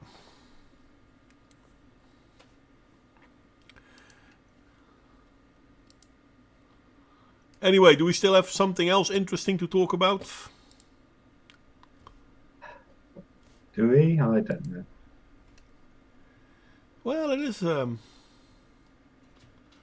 We have been busy quite long. 1.5 hours.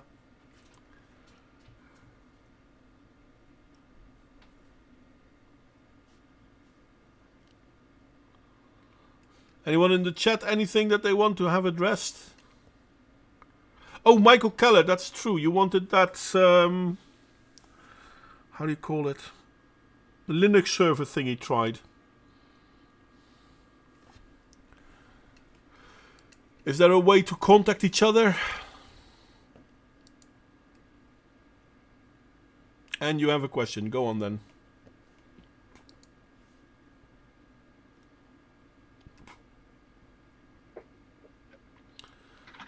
What about Epstein? You mean his suicide? Or his alleged suicide?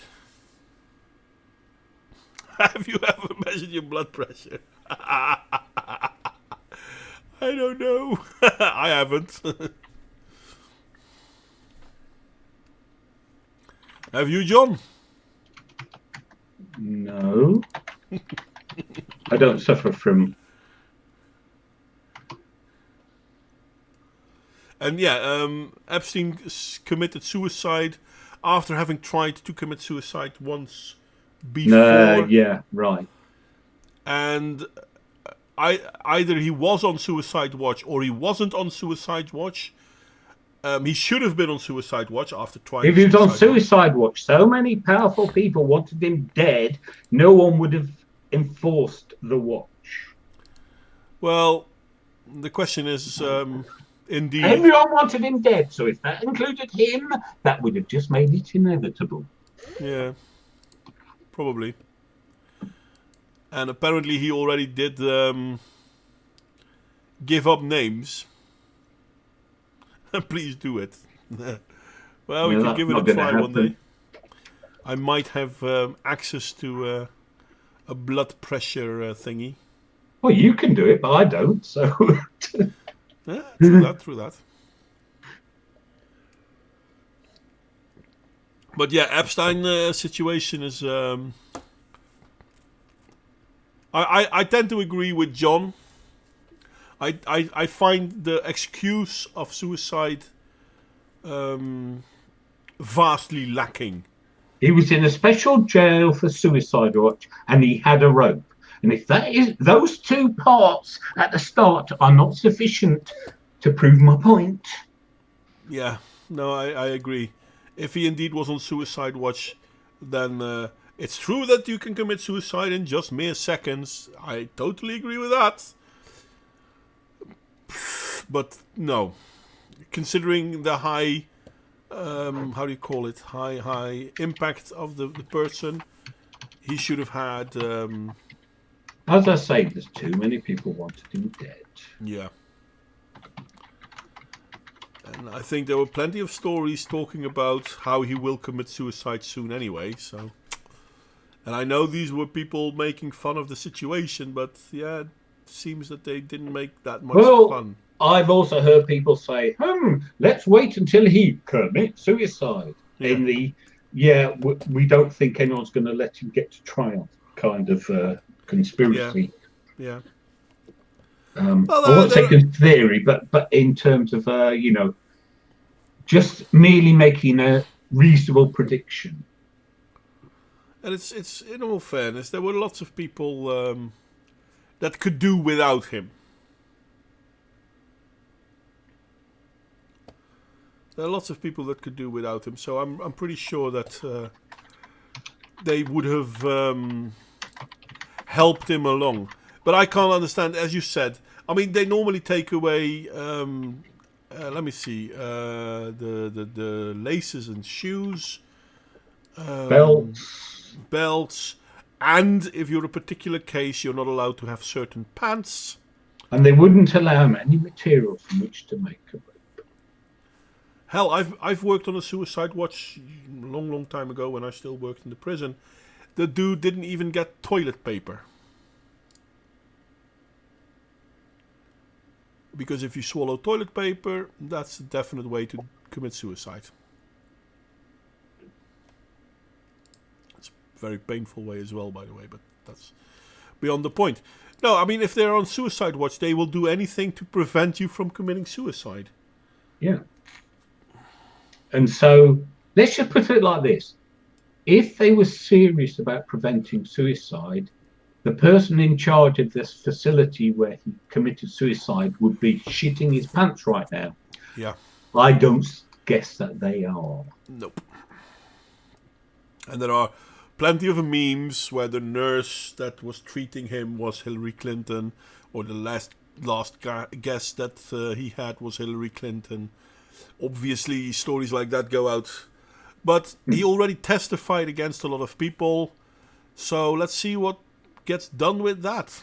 Yeah, but there's this strange thing in court cases where, for some reason, even if you've testified, even if it's on record, because you're not alive, it doesn't count.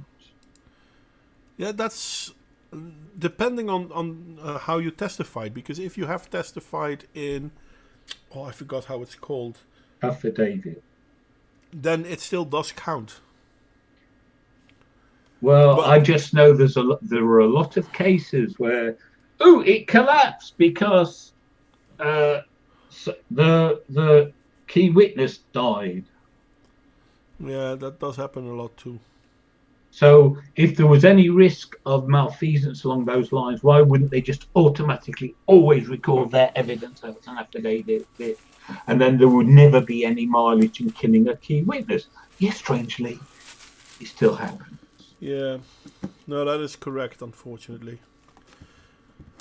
Well, let's see what will happen. I mean, we've had Russiagate for 2.5 years, 3 years, 4 years. Well, almost 4 years. Yeah, you see, Renovacio's saying he's a lawyer, by the way, because you can't be cross-examined.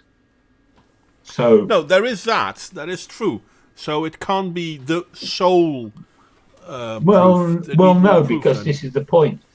If you have the right to face and cross-examine your accusers, and one of those is a witness, then death nullifies that possibility and thus invalidates the testimony. Yeah, but it can be used as a reason to look into certain situations further. Yeah, but that's not the same. No, that's true. That's true. The question is whether they will. I mean, let's be honest. As I said, we have had a few years of Russia collusion based on Yeah, but that was massively promoted by one of the most powerful lobbies in the world. Well, which one? DNC. Ah, okay. Well, fair enough. But the question then remains, will they now also do this with the Epstein case? And I think they should. But whether they will is not based on whether I think... Should. Yeah. The most inappropriate word in politics. No, which word should I use then? No. I'm saying it is the most inappropriate word in politics. Nothing ever gets done because it should be done in politics. Yeah. Which is a shame, really. We need more politicians that actually care about the people they claim to rule over. Well, that's just my humble view, I guess. Yeah, well, I mean, the world is full of things where everybody but the few people with the power to do anything about it think X, and it's just those few people who think Y, and so Y happens. Yeah. Well, I am curious as to what will happen, though, because I'm. It's too early to.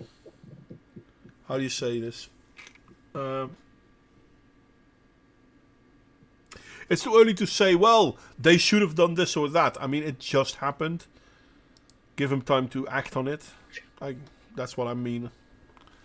But I hope they will act on it because, yeah, this is a huge problem. Depends who you mean by they. Well, the American justice system.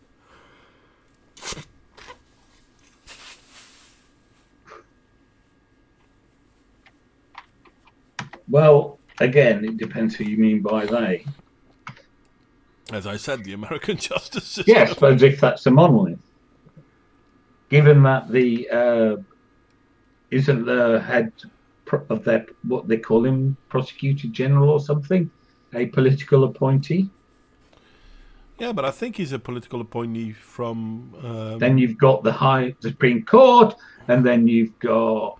Yeah, but I mean, I mean, the FBI, the then Attorney you've got General. The Attorney General comes from... Attorney General, that's the one. Yeah. That one comes from Trump, right?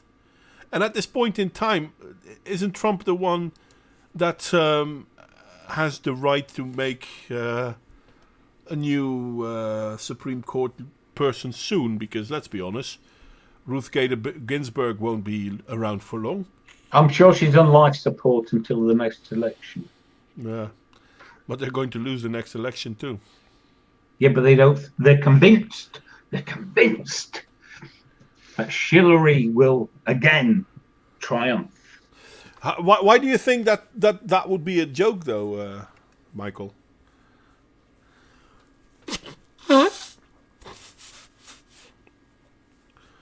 I mean, you got to have faith sometimes, I guess. Why? It gets All the evidence is distinctly in the favour of not having any confidence in them at all. And you're saying, but you have to have faith. Naive hope, optimism. Yeah, wouldn't say naive hope, but... I would. No, I mean, let's give them a time to act on it. And if they don't, then we speak out. The law works for the elites. Always has, always will. Yeah, but the thing with social media is that it becomes harder for them to keep this show up. After all, this is why Epstein died. Who do you think keeps the Twitter mobs going and motivated and funded? Yeah. But the thing is that they have less and less control over the people like us on the internet.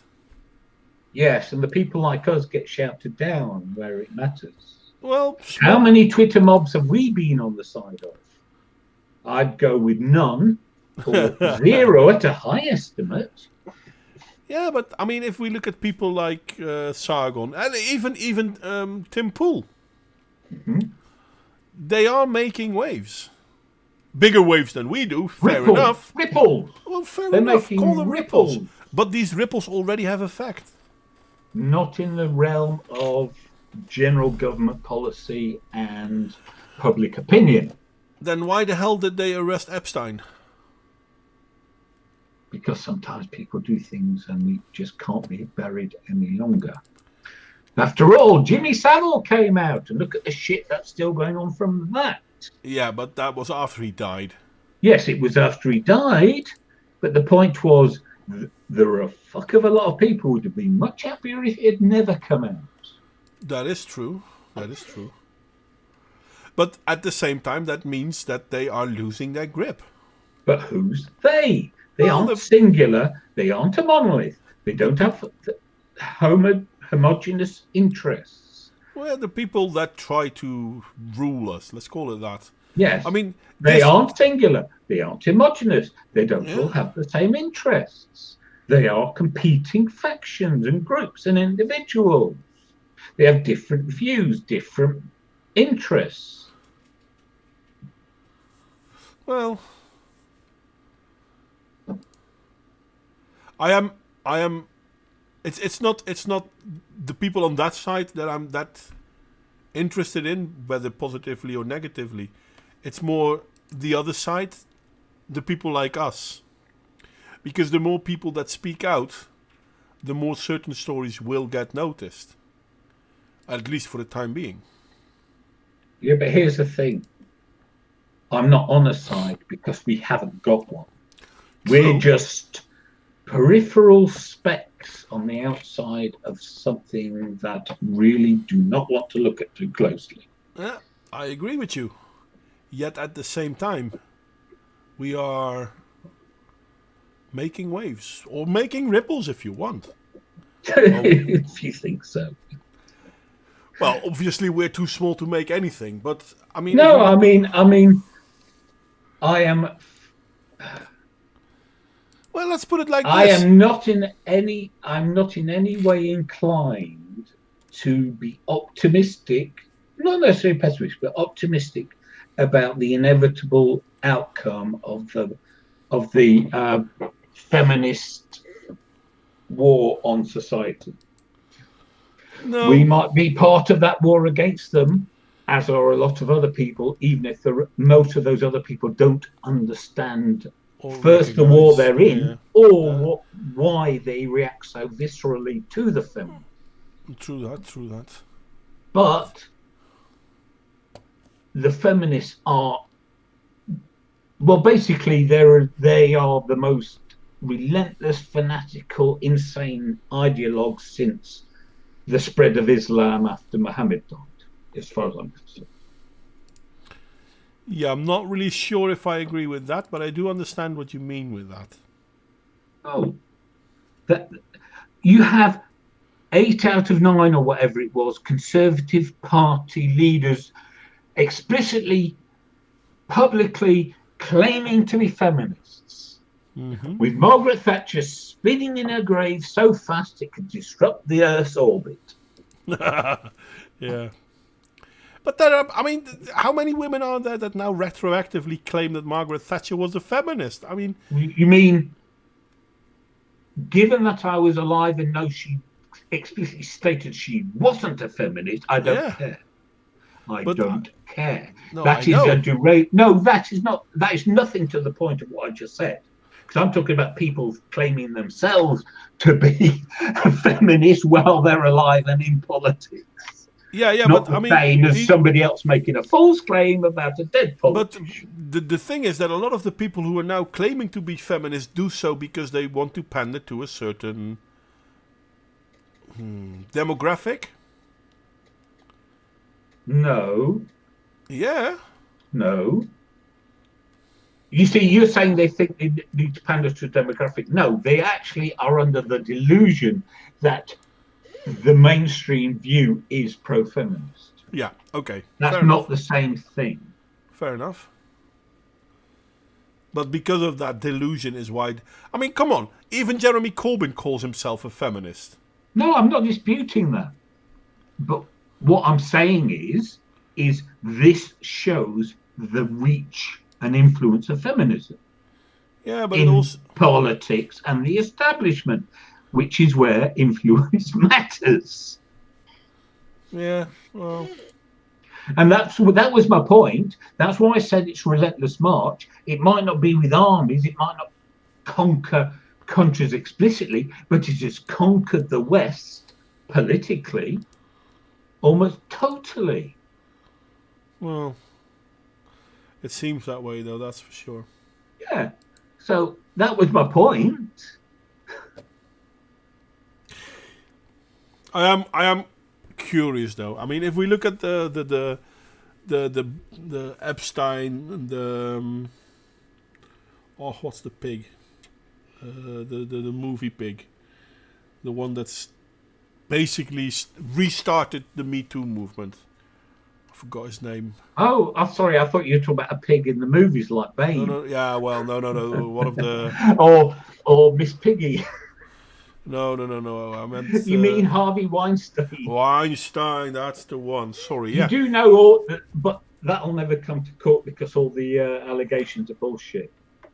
Well, a lot of them are, but I mean, not all of them. I mean, there has been video proof of him misbehaving.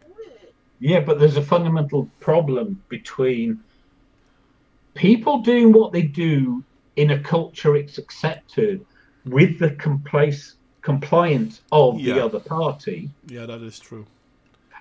Because there are known actresses who refuse to do it, and they're still got to be successful. So the argument is, oh, it ruined their careers, or they couldn't resist, they were powerless to resist.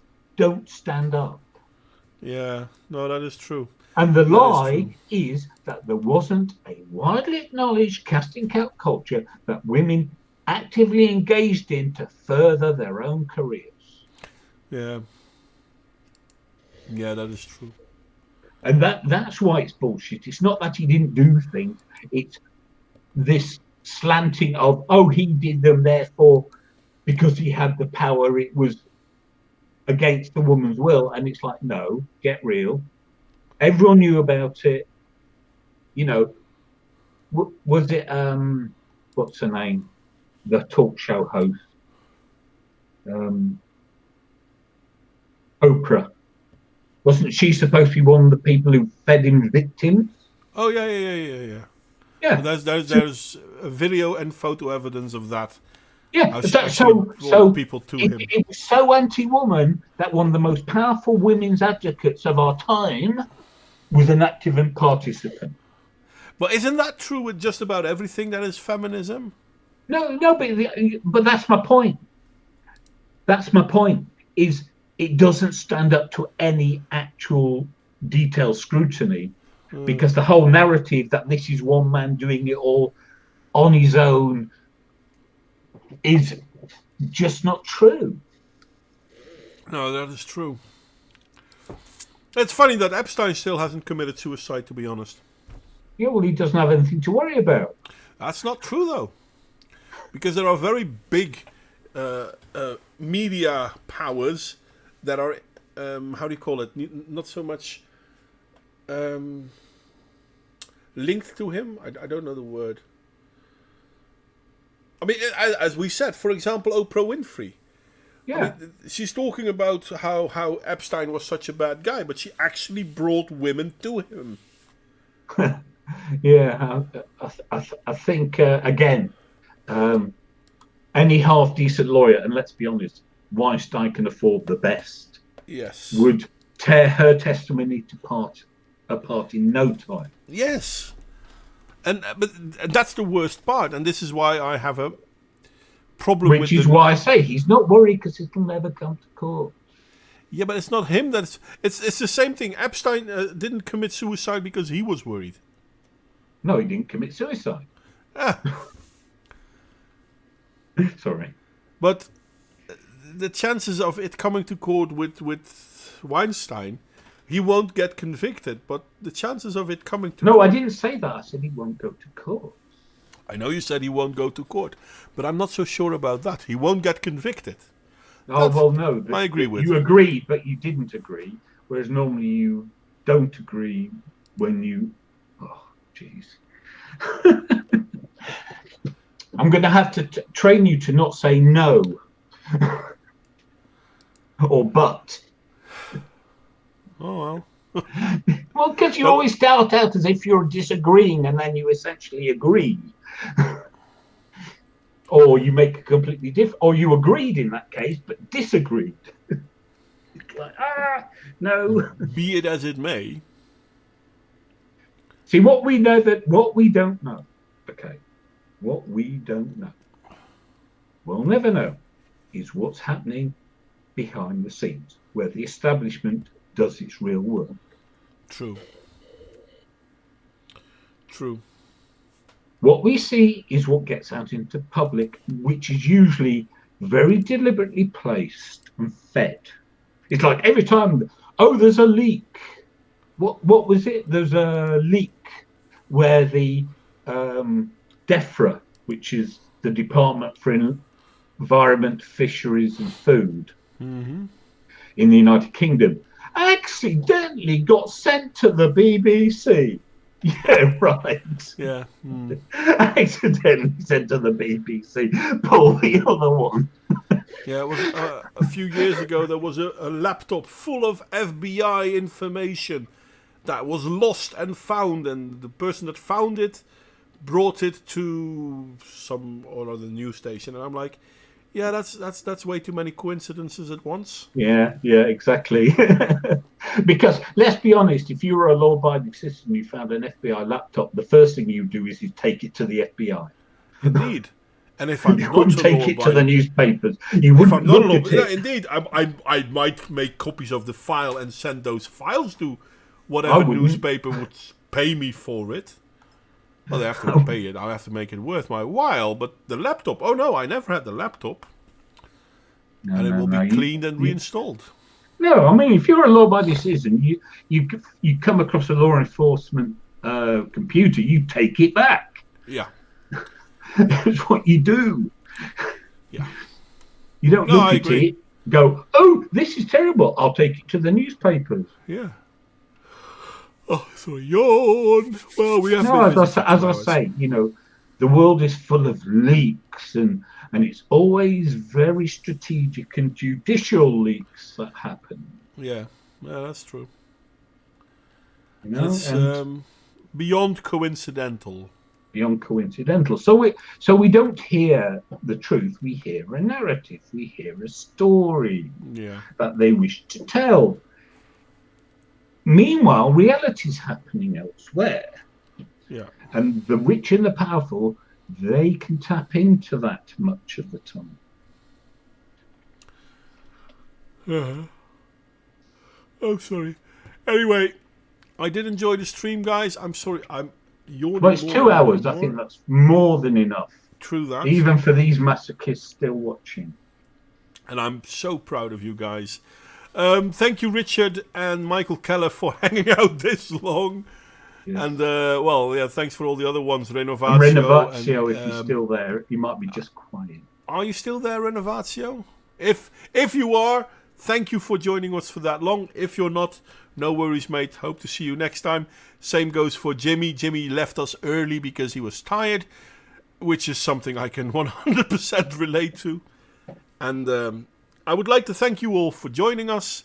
Wednesday we will have... what was it again we were going to talk about Wednesday? Let me see. I thought we had something.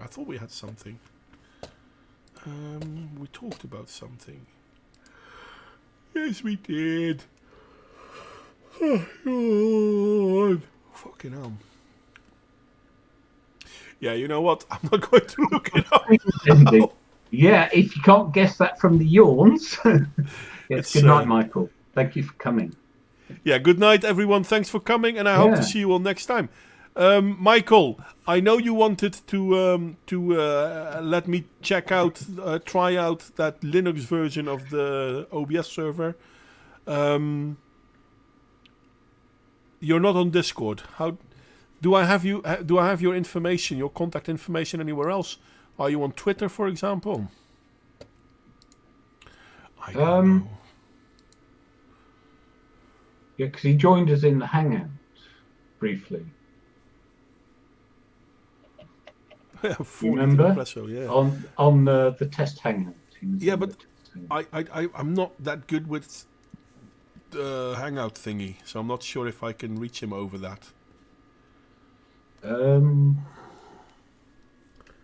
Let me see, when am I free? Well, I'm free tomorrow. I'll mention it when it's finished, because it's not yet. Okay. Oh, you got me in mind. Yeah, sure, mate. Because I'm free tomorrow. I'm free Tuesday, and otherwise Friday, and the rest of the week I have to work, which is not that fun, but okay, there you have it.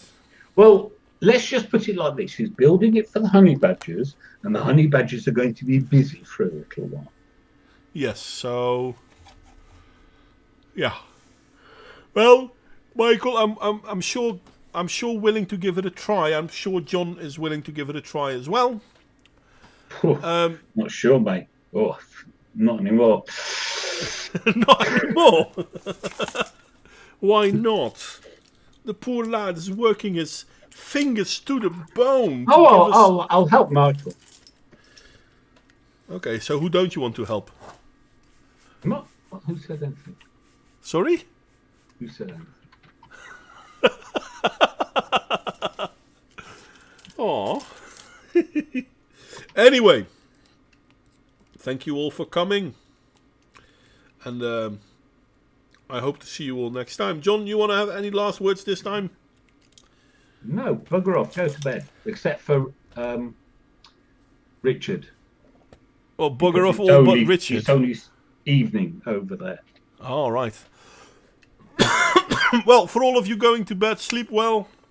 For all of you having a great day for the rest of the day, have a great day for the rest of the day. And I hope to see you all next time. And this is when I press the end button, and let's see how long it takes us this